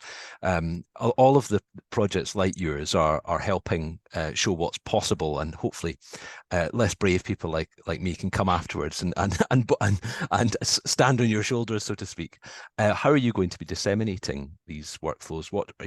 How are you publishing that sort of information? Yeah, we're still kind of considering that. I think the leads on the project are academic leads, but obviously myself and my head of service, Ian, we're looking at how we can disseminate them more in this sector. So certainly within the UK, we're going to be looking at perhaps some professional organisations and doing some training sessions with them that will be publicised. If CILIP would like to do one, we'll probably happily do one with them.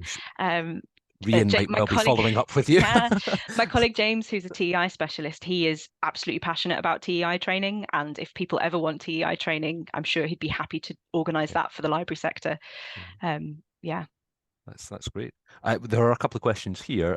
So a jargon one first of all. Okay. I'm going to jump to Kate's wondering, saying not heard of the term ground truth before. What does that mean? I'm not going to pretend I know exactly where that came from, but in the context of working with Transcribus, it's a verified, accurate transcription. Right. So your ground truth data is the transcription that you know is right. So it's the one that you use to train your model, that your model can then check its accuracy against. So it can be like, oh, I've done this. I'll check it against this one because I know this one is right. Yeah. Great. Okay. A question here about transferable. I think it's transferable scalability for different institutions, for much larger institutions. Somebody's wondering. Institutions. That's interesting.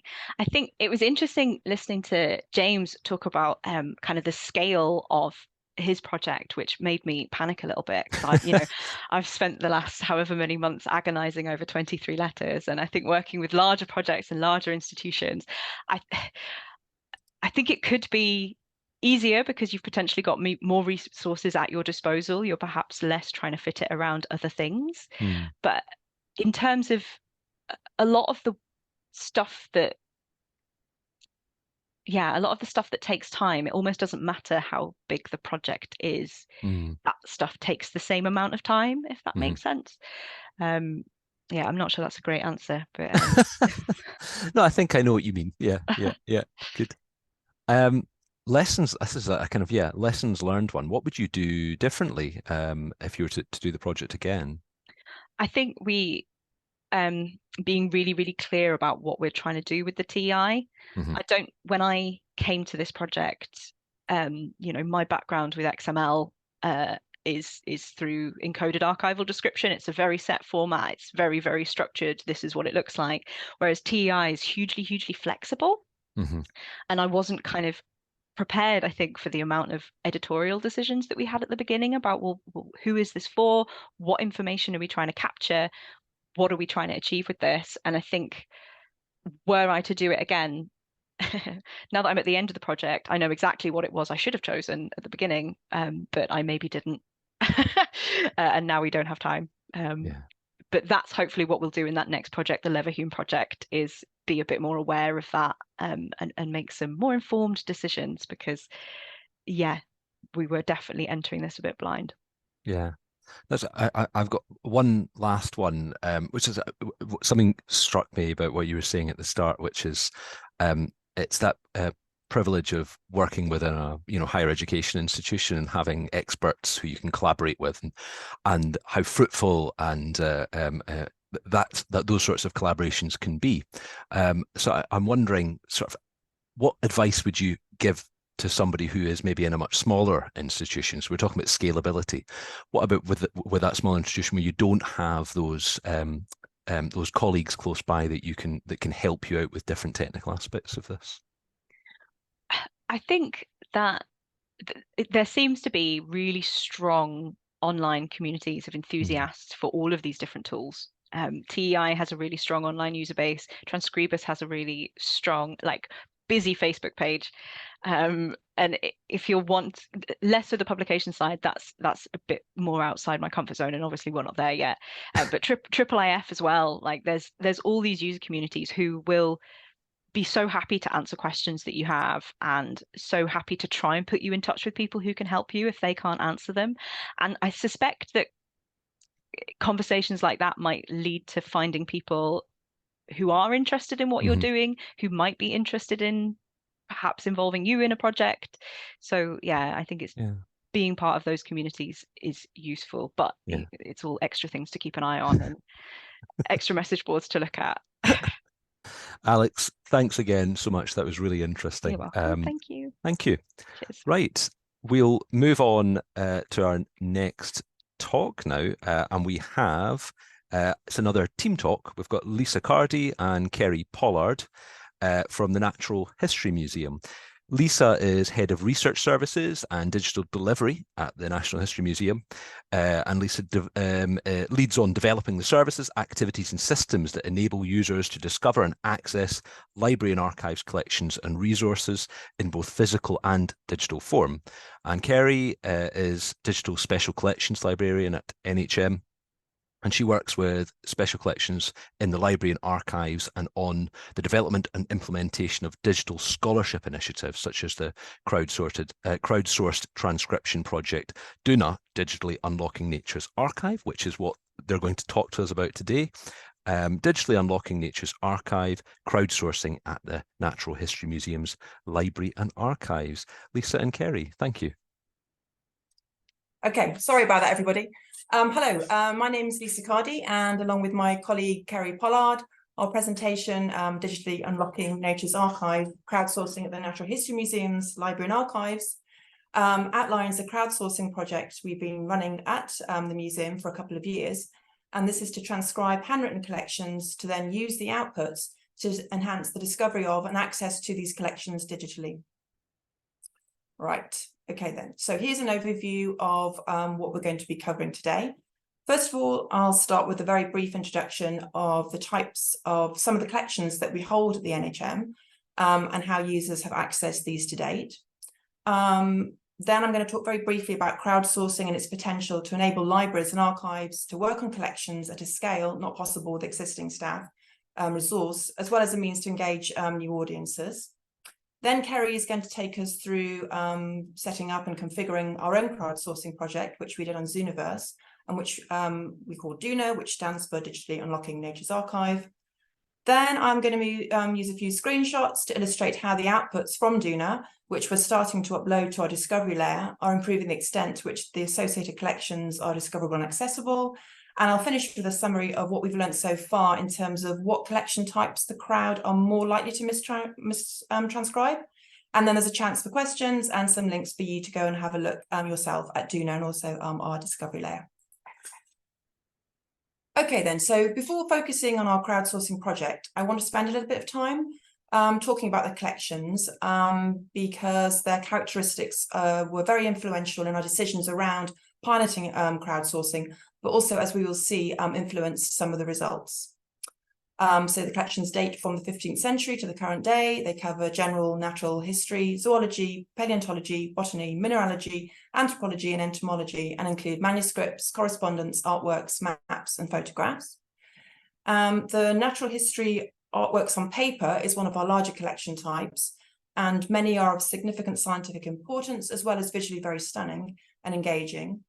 The artwork collections are particularly rich in material from the 18th and 19th centuries and include works from artists who made a considerable contribution to our understanding of the natural world. And it's these collections that form the majority of what is currently showcased in our digitised collection platform, which I'll talk about in a little bit later. And many of these collections feature handwritten text. And hopefully you can see that clearly in the image on the right-hand side, an example of these this type of collection. So now I want to talk very briefly about the availability of digital assets of our collections and the digital platform accessing them. We're engaged in a digitisation programme. We believe that access to image-based resources is fundamental to research, scholarship, and the transmission of cultural knowledge. There's lots of advantages of being able to discover and then access the full digital representations of an artwork or manuscript without also having to travel to our reading rooms here in London. And that's something that we particularly appreciated during the COVID-19 pandemic. To date, we have focused on works that are within the public domain in terms of making them digitally available. And at the NHM, we have the Ex Libris products, Alma and Primo, for our web-based management and discovery systems. And Primo, which we refer to as our discovery layer, includes functionality to showcase digital assets of collections. And here's a screenshot of part of what one of those parts of that discovery layer looks like. And we've branded this digitised collections.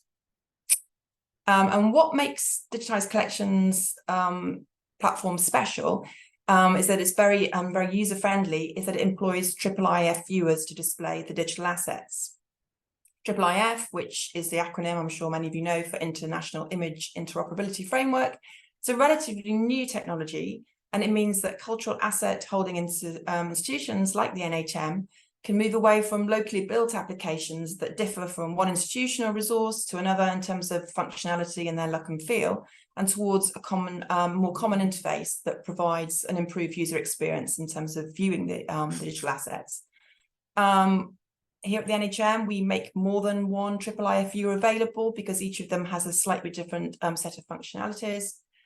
And so using IIIF, browsing digital asset functions really pretty well visually, but for any handwriting within these images, it isn't machine readable, so it isn't indexed. And so users are restricted to searching and discovery at a collection or title level only. They can't search the full text of handwritten documents, so they can only browse through these images. So all the rich research data that's locked within these digital files of something that's handwritten remains locked away.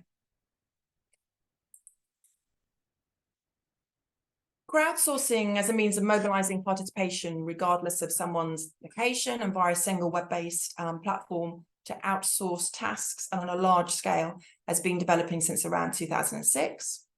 When we began investigating using crowdsourcing as a mechanism to transcribe handwritten collections to transform the content into machine-readable data, we were inspired by other museums, libraries and archives that were running similar projects using third-party tools and services like Transcribers, which our previous speaker was talked about in detail, also Zooniverse, as well as using in-house built solutions like the Smithsonian's Transcription Centre. So at the NHM, we set out to discover what we could achieve using crowdsourcing for collection transcription using, and we really wanted to focus on, as far as possible, using existing resources and infrastructure. The general principles that we started with when planning generating machine readable data from, and so to unlock handwritten collections, we really focused on being able to identify collections for which the digital assets could be made openly available via discovery layer without risking any copyright law infringement. We also wanted to make sure that the outputs from crowdsourcing were ones that we could use within our existing systems and platforms. We're also very interested in only in collections that hadn't already been transcribed, but also that were attractive and engaging for wide audiences, or the crowd as they're also called, and also that we could create crowdsourcing tasks on the platform that would be relatively simple to complete with the technology, but also the collections themselves wouldn't be very complex, which would make the task particularly problematic for people to be able to work through. So now I'm going to hand over to Ceri, and we're going to hear about how we have configured Zooniverse. Thanks, Lisa. Yeah, I'm going to talk about setting up and launching Doona on Zooniverse, and then the process of dealing with all the data that we've received through the project. So we decided to use Zooniverse as a platform for Doona. For anyone who's not familiar with it, according to their website, Zooniverse is the world's largest and most popular platform for people-powered research. And so the website allows researchers and institutions to upload images, and you can invite volunteers to perform various tasks and submit various different classifications related to those images. As well as transcribing text, you can ask users to draw shapes or points on the image, answer questions, or submit keyword descriptions, so it can be used for all sorts of different types of research. Our main reasons for choosing Zooniverse were firstly that it's a predominantly science-focused platform, and so are our collections. Having said that, though, they have had some really good history and arts-based projects as well that's been really successful. So that needn't be a limiting factor for anyone in those other subject areas. Secondly, Zooniverse has an existing community of volunteers that we could tap into, and so these are people that have participated in crowdsourced projects before. For the most part, they're interested in science and they're keen to get involved. We also carry out our own advertising to bring in volunteers through other channels, so we can add to this existing community. They also provide a talk forums, like a messaging board for each project as standard, and they really encourage you to use that to engage with your volunteers and to build a community around your project. And that's a really useful communication tool when you're running a crowdsourced or remote volunteering project, particularly when you're using a third-party platform and you might not otherwise have direct contact with your participants. And then finally, they have a useful project builder tool, which is well documented, it's relatively easy to use, and it allows you to set up your own project in the way that you want or need. So here are some examples of the collections that we've put through the project so far.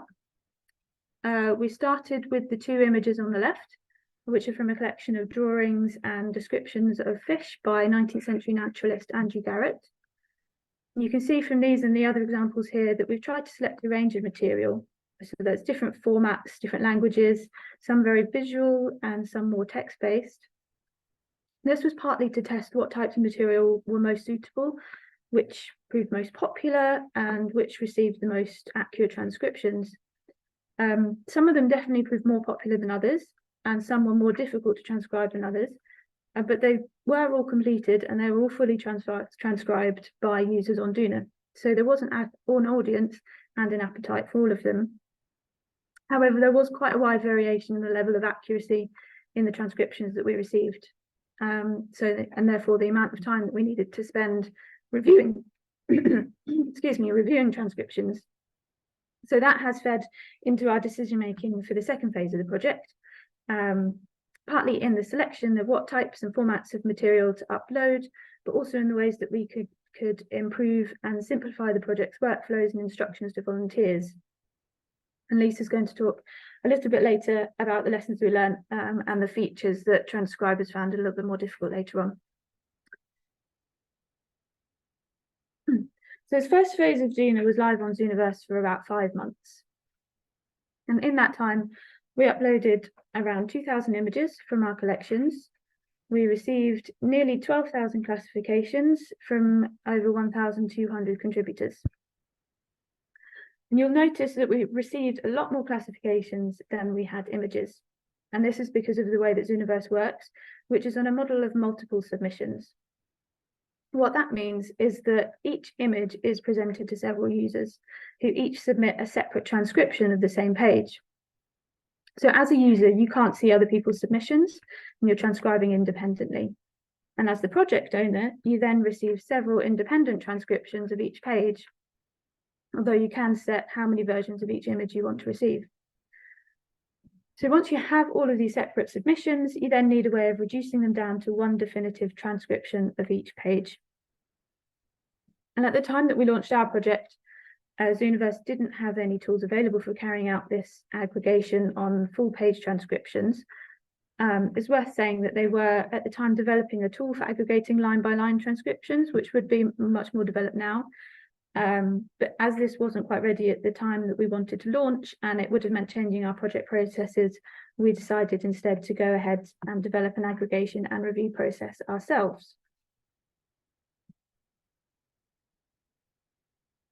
So to achieve this, we were recommended by Zooniverse some work that had already been carried out by the Getty Research Institute. They'd already tackled essentially the same problem with their own Zooniverse project called Mutual Muses. They developed a method for comparing transcriptions using something called a similarity metric, and we decided to do something similar. So we used a metric called the Levenstein distance, which calculates the minimum number of single character edits required to turn one passage of text into another. When that's expressed as a proportion of the length of the text, it produces a number between 0 and 1. 0 being 2 completely different texts with no overlapping characters, and 1 being 2 texts that are exactly the same. Using this metric, we created a Python script to compare each classification of a page to every other classification of the same page. And the one that then scored the highest average similarity to the other transcriptions of the same page was selected as the best transcription for that image. Now, it's important to note that this is not necessarily the most accurate transcription, although that is obviously the aim. There's no way to determine that computationally. Instead, it's actually the most commonly transcribed version, or the submission that best represents the consensus between the different submitted transcriptions. We also used Python to prepare the text for upload to our library management system, which for the purpose of full text searching meant identifying and removing some of the feature tags that we'd asked people to add to their transcriptions, and also to identify any transcriptions that likely required a manual review. So in this way, we were able to automate quite a lot of the process of selecting and reviewing transcriptions, but we couldn't eliminate the need for manual review entirely. But to make this more manageable, we set 4 criteria for which items would be automatically flagged for review. And this manual review requires a member of staff to look through the selected transcription, compare it for accuracy against the original image, and make any necessary changes.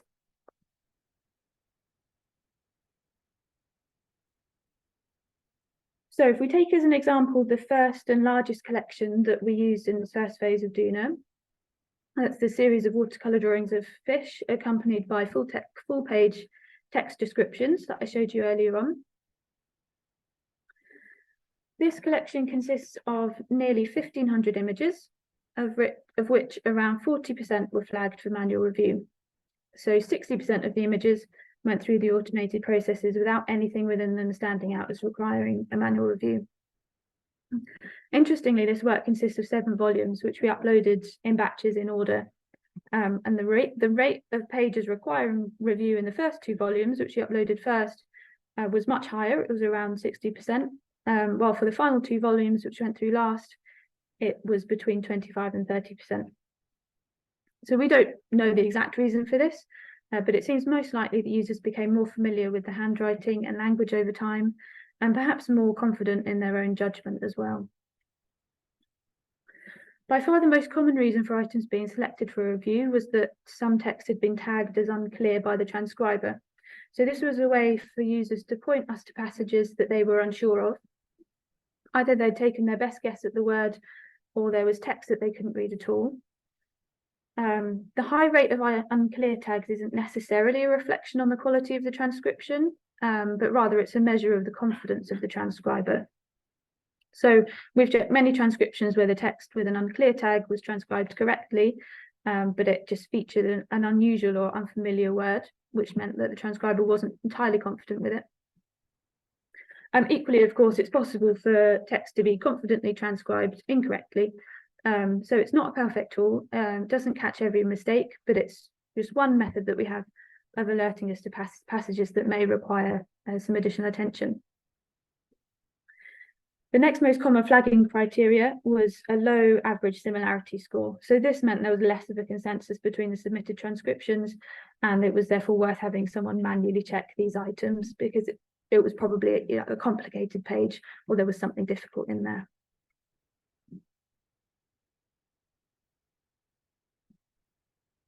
So what about the accuracy of the transcriptions selected by these automated processes?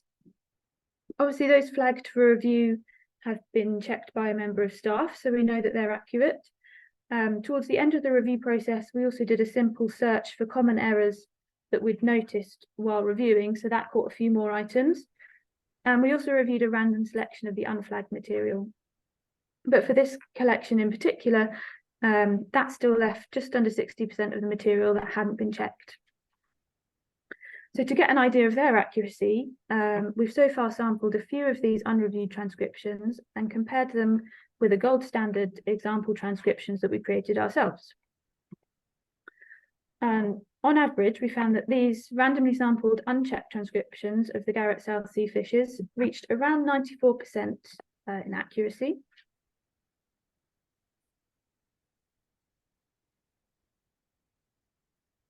And for another collection that we uploaded, again in the first phase of the project, this was a set of mineralogical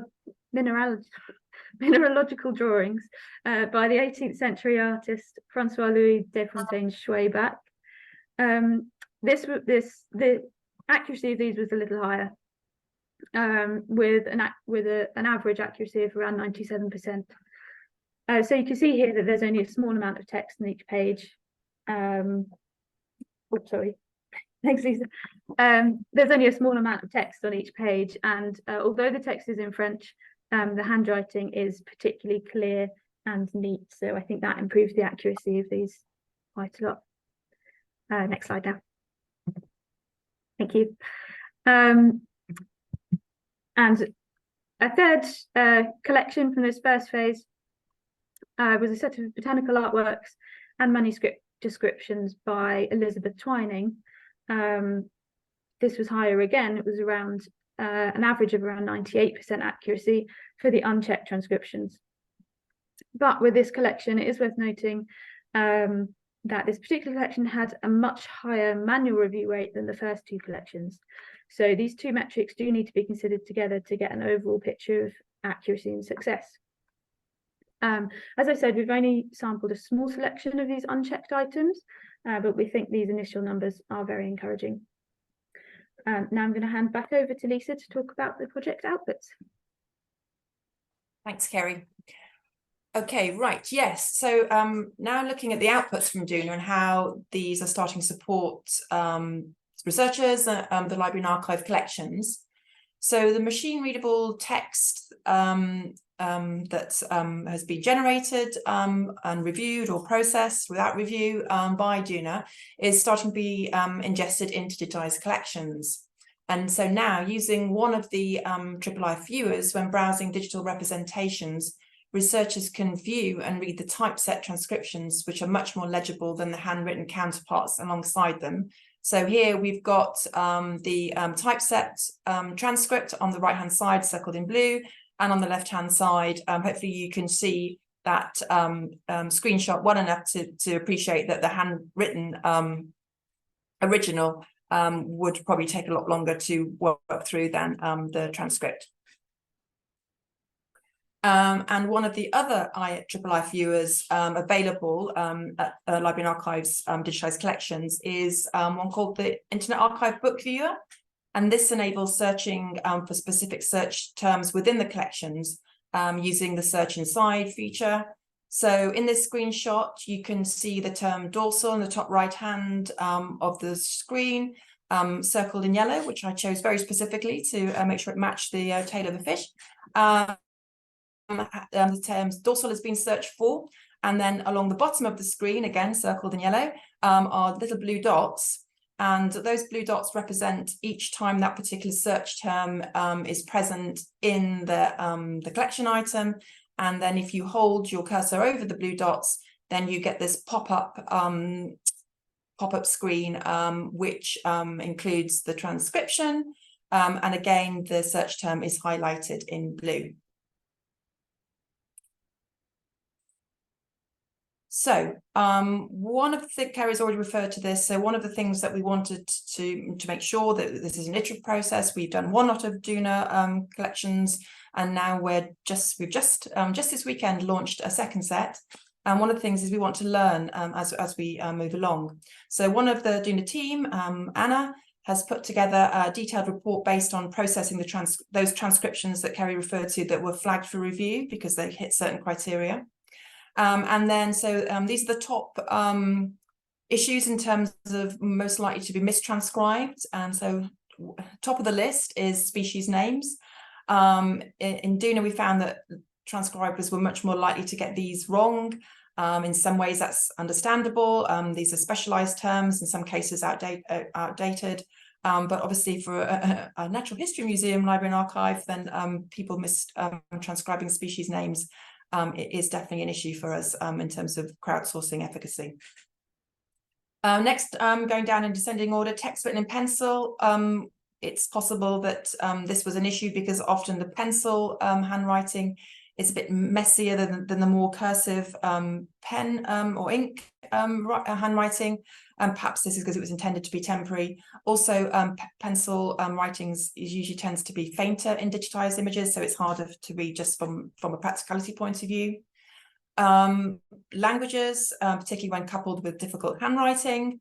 Unfamiliar and antiquated letter forms and conventions, for example, the elongated S's, and also when capital letters have lots of flourishes and graphics around them. Abbreviations, again, these are usually specialized and quite often they're going to be related to species. Place and people names, especially colonial names, especially if these are they're unfamiliar or they're no longer used. And finally, technical terms. Again, these are likely to be specialised and unfamiliar. And so if people are trying to Google them to find whether or not they're transcribing correctly, they're unlikely to get the result they want in the top of the Google scores. So that was another type of transcription that was likely to happen. So that's us finished. I wonder if anyone's got any questions. Please do start typing in the chat. And then there are some links up there. So the first one is, like I said, we've just launched a new set of 4 collections for transcribing. Please, hopefully you've been inspired, do go along and be part of the crowd.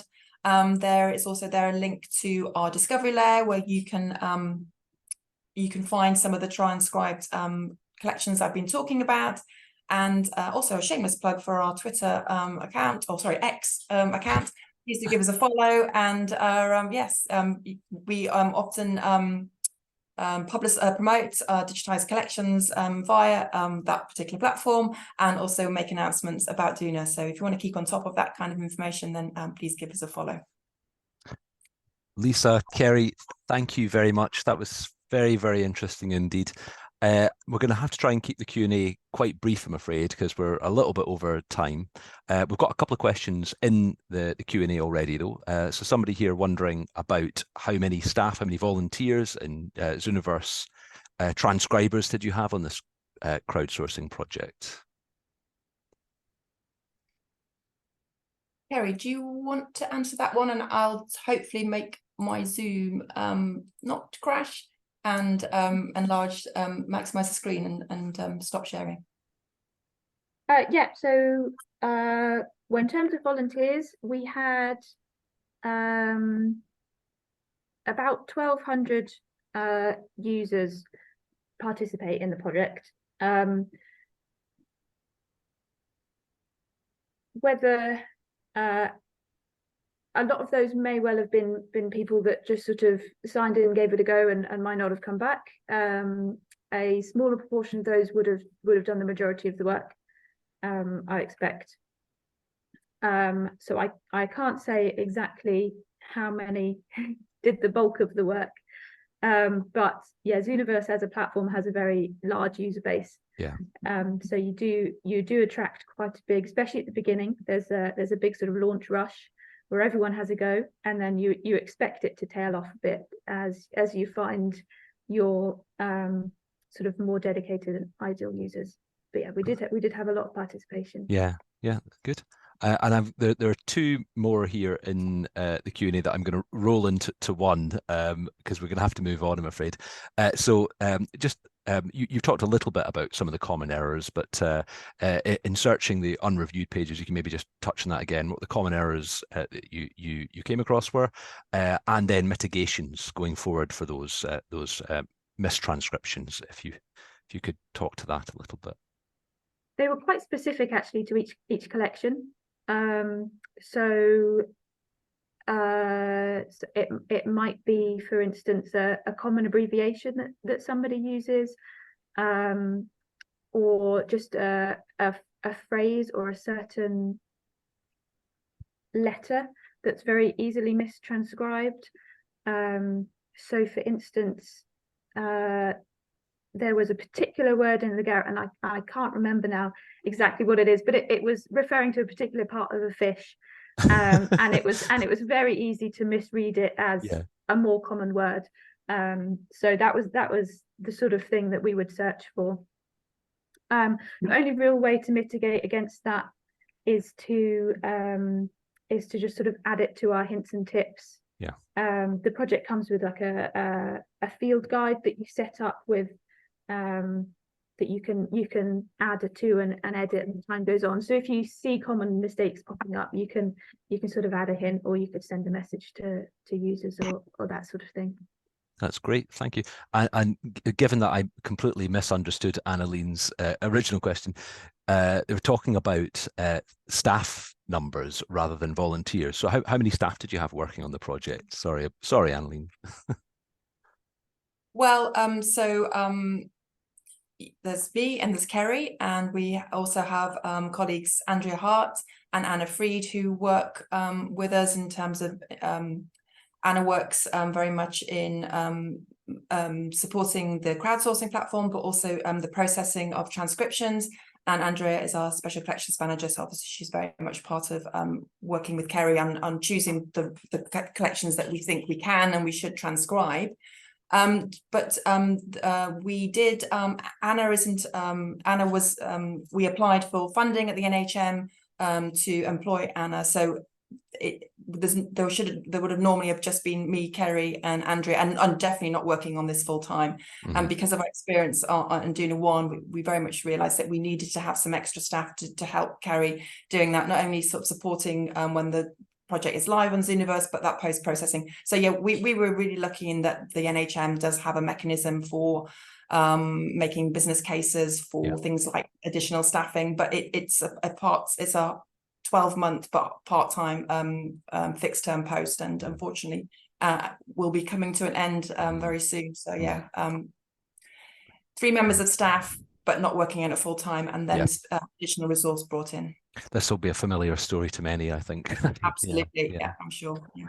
Lisa, Ceri, thank you ever so much. That was really interesting. I'm afraid we'll have to move on now. So our last talk of the day, and indeed our last presentation of the conference, but very much not least, it's Renae Satterley, librarian at Middle Temple. She's worked since 2006 by way of London, by way of Cambridge and Montreal. Renae is currently working on a PhD at Queen Mary University of London, examining Robert Ashley bequest of 1641, along with its marginalia and Ashley's translations. And Renae's talk today will be Transcribing Middle Temple Library's 17th century manuscript catalogues, a case study. Renae, thank you. Thank you, Bob. Thanks, everybody, for having me. Hopefully I will do this correctly as well. Is this okay for screen sharing? Yes, that looks great. Yeah, brilliant. Cool. Right. So as Bob said, I am the librarian at Middle Temple. And in addition to running the library here, I am completing a PhD part-time at Queen Mary University of London. And the topic of my thesis is the founding collection at Middle Temple. I like to keep my life easy. And that collection was founded by Robert Ashley, whose portrait you see here. How could you not want to study such a handsome young gentleman?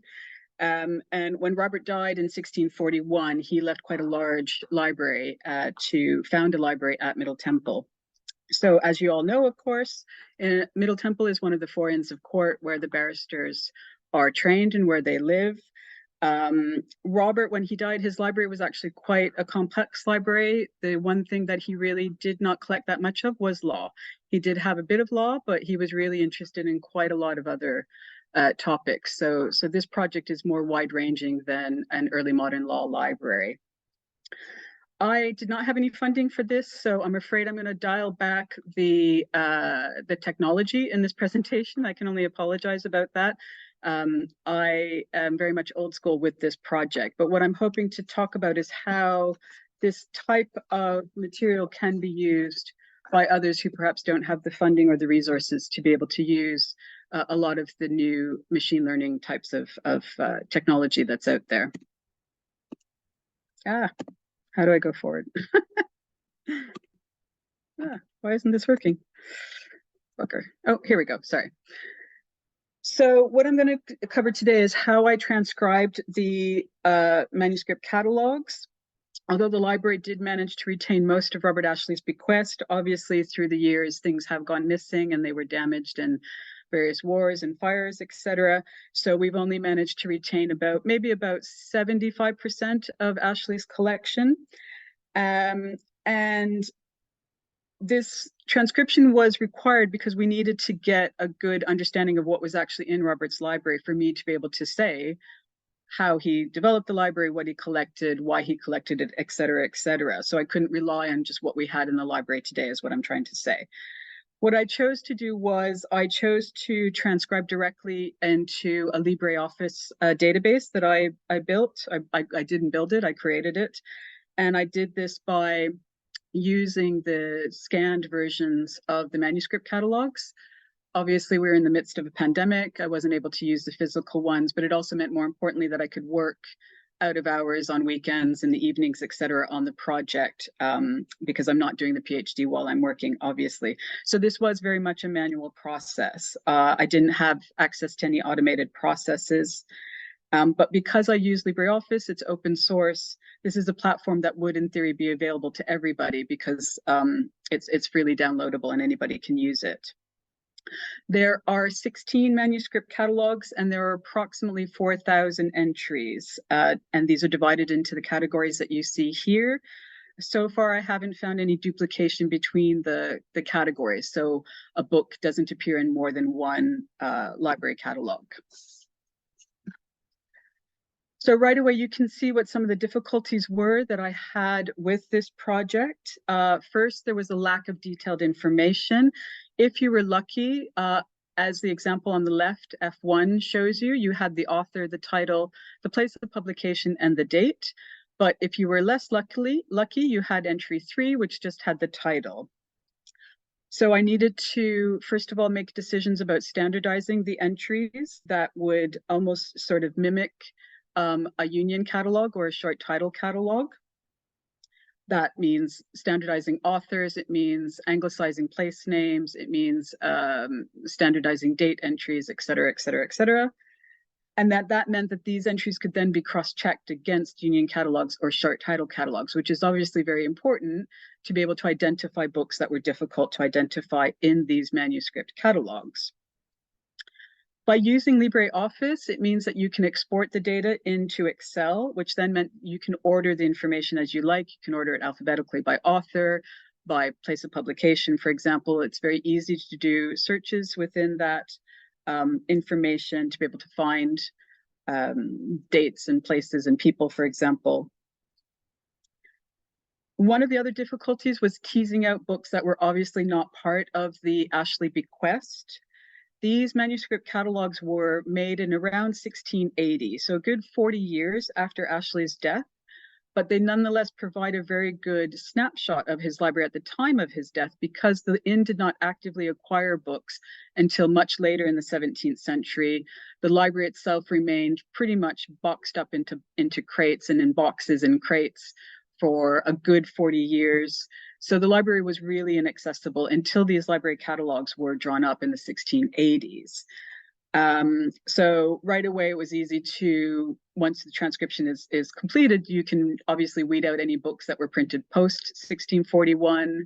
We have a Liber Benefactorum from 1700. Some of those books are nonetheless entered in these manuscript catalogs. So again, you can tease those ones out, pull them out. And then that gave me a good snapshot of what was actually in Ashley's library at the time of his death. However, there are a lot of books that remain unidentified. As you can see here, there are some pretty strong paleographic issues. The hand on the left is lovely, very easy to read. He did have a habit of using 2 Fs when and 1 F would, very much suffice. The hand on the right, I don't know what was going on with this guy. He had a bad pen, he had a bad hand.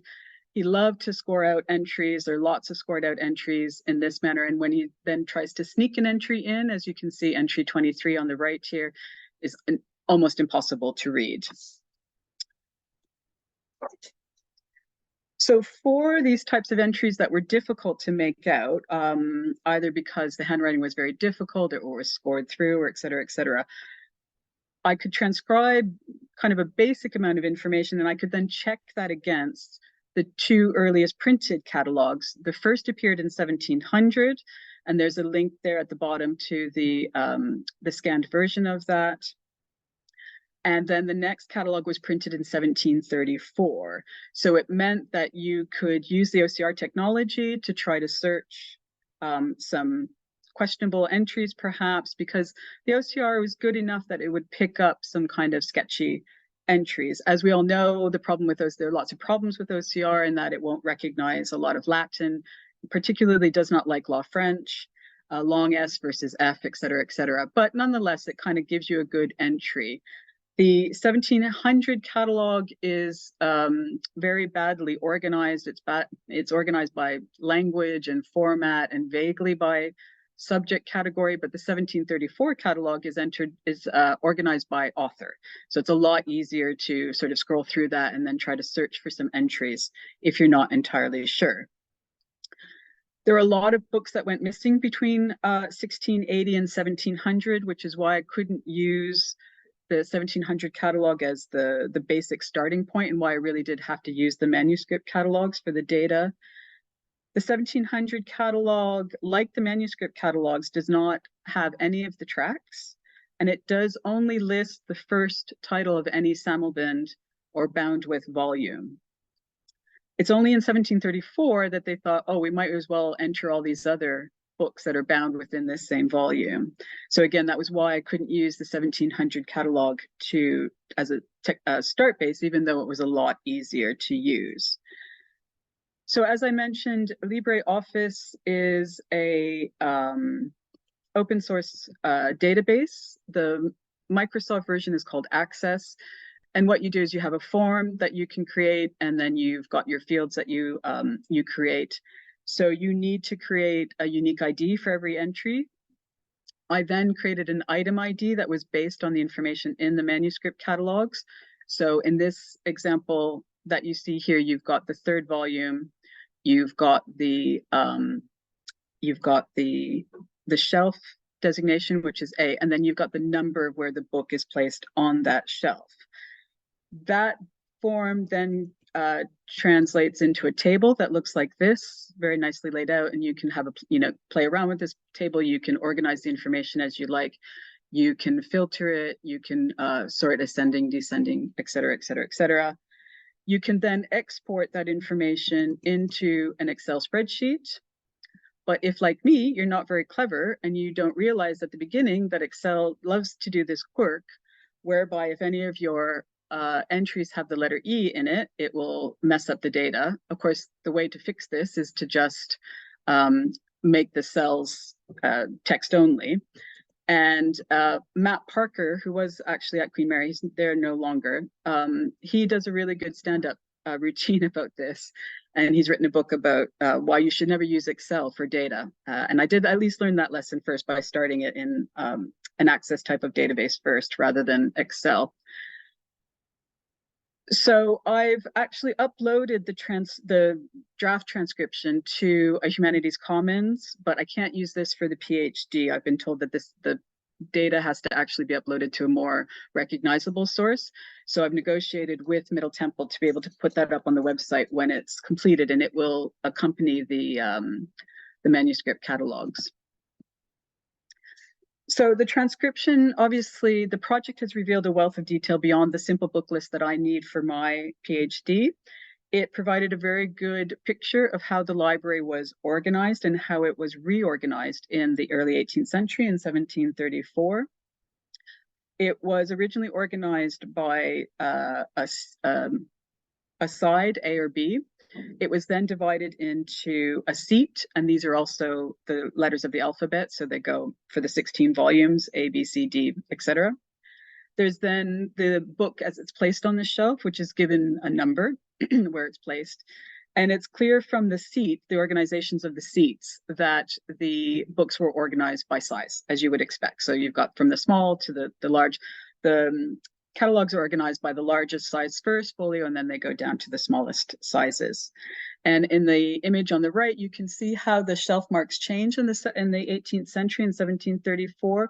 So in this example, they change from B29 to C11. So it shows that they decided to reorganize the library for whatever reason. We don't have that information in any other means.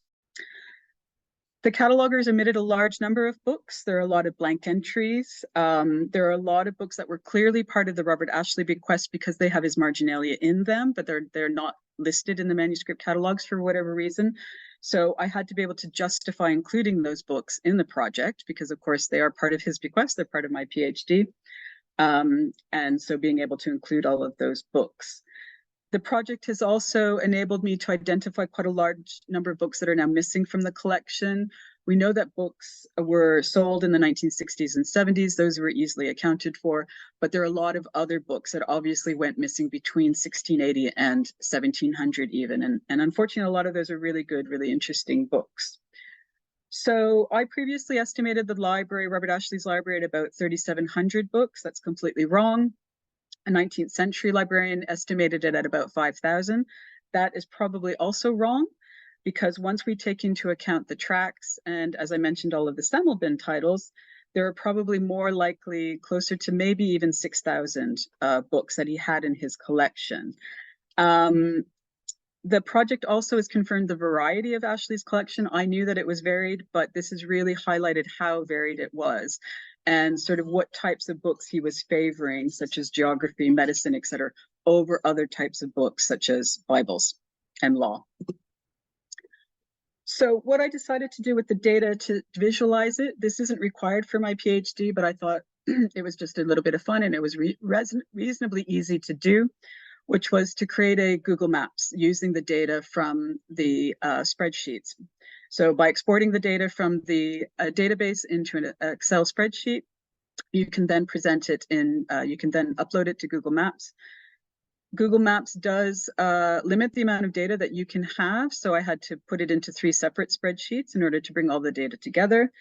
Google Maps also favors American place names over European place names, even for really common European place names. So you have to go in and correct all of those. Obviously, it will ignore anything that's unidentified place of publication, of which there are very many.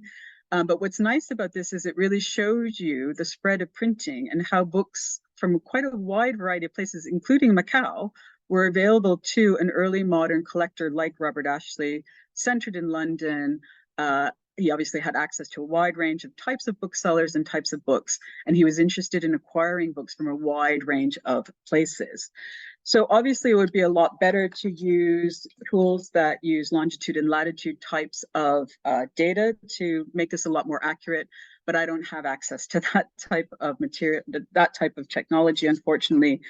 Very late in the day, I realized that there's a platform called Palladio, which is provided by Harvard University, but it was too late in the project by then to kind of switch over and to try to use that and see how you could visualize this data as well. So obviously there is a rapid rise of machine learning processes. This conference has really highlighted a lot of these projects very well.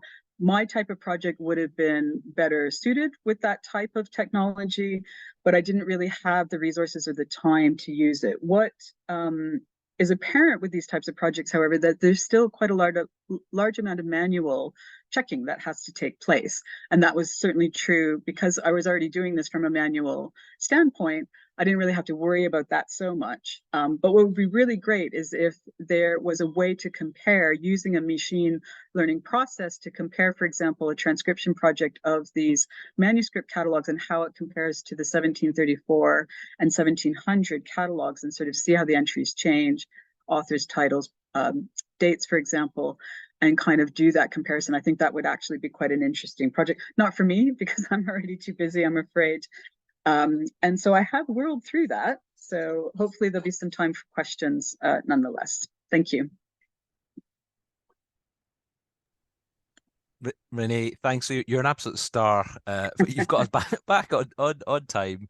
And despite going through it more quickly, it was still a really full and interesting talk. So thanks very much.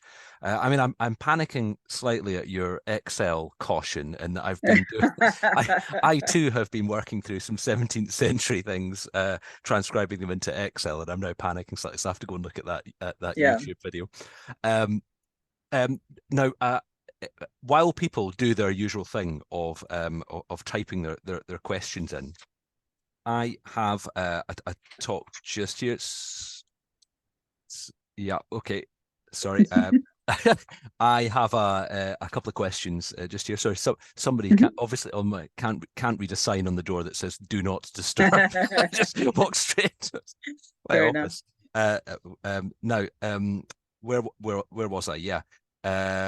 So this was more to do with the history of the book, the history of the collection that I was interested in there. One of the things you talked about, which was that the first of all, a lot of books go missing between 1680 and the printed catalogue. I'm wondering if you could speak to that. What happens? But then the other thing is that you're saying that there are books that are clearly Ashley's because of the manuscript marginalia in there that were not in the 1680 manuscript catalogue.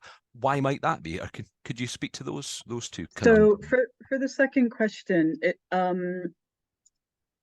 there could be various things. I don't know. Unfortunately, there's no documentation as to who cataloged it, why they cataloged it, how they cataloged it, etc.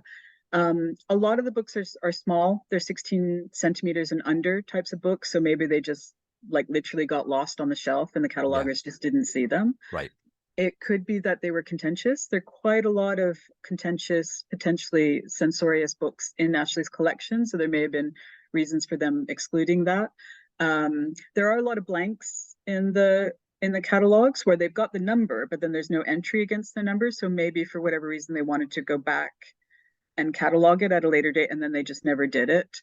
I just don't know, unfortunately. Regarding the stolen books, it's quite interesting because the library keepers, beginning in around 1680, around the same time, had to sign a bond against the books. And when they signed their bond, they had to list the books that were missing. And there are quite a lot of books that are missing that they list missing already at that time. And then they'll score them out because obviously they found them or somebody's returned them or whatever. But then books still just go missing. I mean, it's not a chained library into the 18th century. Yeah. I'm sorry to say the lawyers have sticky fingers.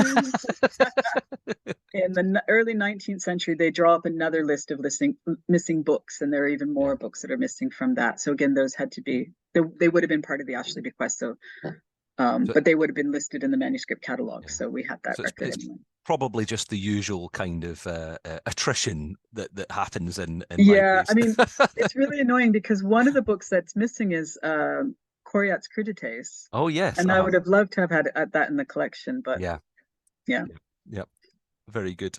I thought it's interesting you're talking about, you know, how this, had you been starting this project, I suppose, a bit later with the advantages of these technologies, you might have done things differently. From the talks that you've heard, now you have the privilege of being the last talk, which also I suppose is a downside because you've had to wait to now to do it. But from all of the talks that you've heard so far, are there any kind of technologies, softwares, things that you definitely would have applied, and how might you have applied them to your project? To be honest, no, I don't think I would have. I think if this had been a funded PhD, it would have been a really good funded PhD to do in collaboration with somebody who's got this these types of technologies working. I think the reason is only because transcribing by hand is a massive pain, especially when you've got 4,000 entries. But it means that you're getting a really hands-on, if you will, view of the collection. So you're really getting it sort of title by title, and as you're working through it, you're like, oh, I can see how this works into the thesis and things like that. If you were doing the project from an institutional point of view, no chance would it. No chance. I definitely would have used one of these technologies. There's no question about it. But yeah. No, it's interesting. I mean, it's almost like a kind of round table comment or thought, but it was interesting with the talks today that, you know, for the same problem, there are potentially two different solutions where you can use your Transcribus HRT type is that how you call it, projects, or you can use your crowdsourcing approach. And they're clearly going to be advantages to you for some of those and not others. And then there's the third option, which is to do it the traditional way for certain types. So it's great that we've got that flexibility now. And there must be some kind of a decision-making matrix for us to work out when we have these projects, what's going to work best, because it's going to be different in different situations. Definitely. That was not a question. Sorry. That's fine. That was my comment. But I think I'm allowed to do that as the very last comment before I hand back over. I'm not seeing any questions in the chat. It's the end of the day. Everyone is tired now, and I will pass for some closing remarks. Back to Lucy Evans, the chair. Lucy, it's over to you. Thank you. Thanks, Bob. That's great. So just a very few quick words from me, because as we said, it's a very hot day, and It's been an amazing conference. It's my very nice job now to thank everyone. It's been a really wonderful 3 days with delegates from all over the world and some amazing speakers. We've managed to cover everything from AI to Morecambe and Wise, hidden stamps, an escape room, medieval recipes, and some beautiful fish as well. So I want to say an absolutely enormous thank you to our wonderful speakers, a lot of whom replied to our call for papers, and we were really overwhelmed with the quality of the proposals that came through. So we want to thank you guys for your contribution to the conference this year. I have to thank our supporters, many of whom have sponsored our conferences over the years, and they include Willard, Antiquate, Quaritch, the ABA, Jarndyce, the Library and Information History Group, Max Communications, Harwell, Brunswick, and the London Rare Book School. I've got a massive thank you to our session chairs, Bob, Tanya and Alex, who have chaired us all excellently through the last 3 days. And obviously an enormous thank you goes to Rich and Rianne, who have kind of flawlessly navigated Zoom over the last few days for us. And they've put together both an amazing programme and a really well organised conference. So a really, really big thank you to them. A couple of last minute housekeeping things. There will be a feedback survey landing in your inbox in the next few days. So it'd be really great and helpful to us if you could fill that in. And we will be making available most of the papers on our YouTube channel. Not entirely sure when that will happen, but we'll make sure that we share the information about that on our website and on our social media as well. So look out for that too. And for those of you who missed the announcement in the AGM earlier, our 2024 conference will be in Edinburgh next year, and it will run the 3rd to the 5th of September in a slightly different from our usual format. It will run Tuesday to Thursday, and we'll be confirming the programme and the theme and the location in the next kind of few weeks as well. So we're looking forward to sharing all of that with you. So thank you so much to all of our delegates who have contributed questions and listened and really made this an excellent conference. It's been wonderful. So goodbye from all of us at the RBSCG. Hope you can all get outside and have an ice cream or something. All the best.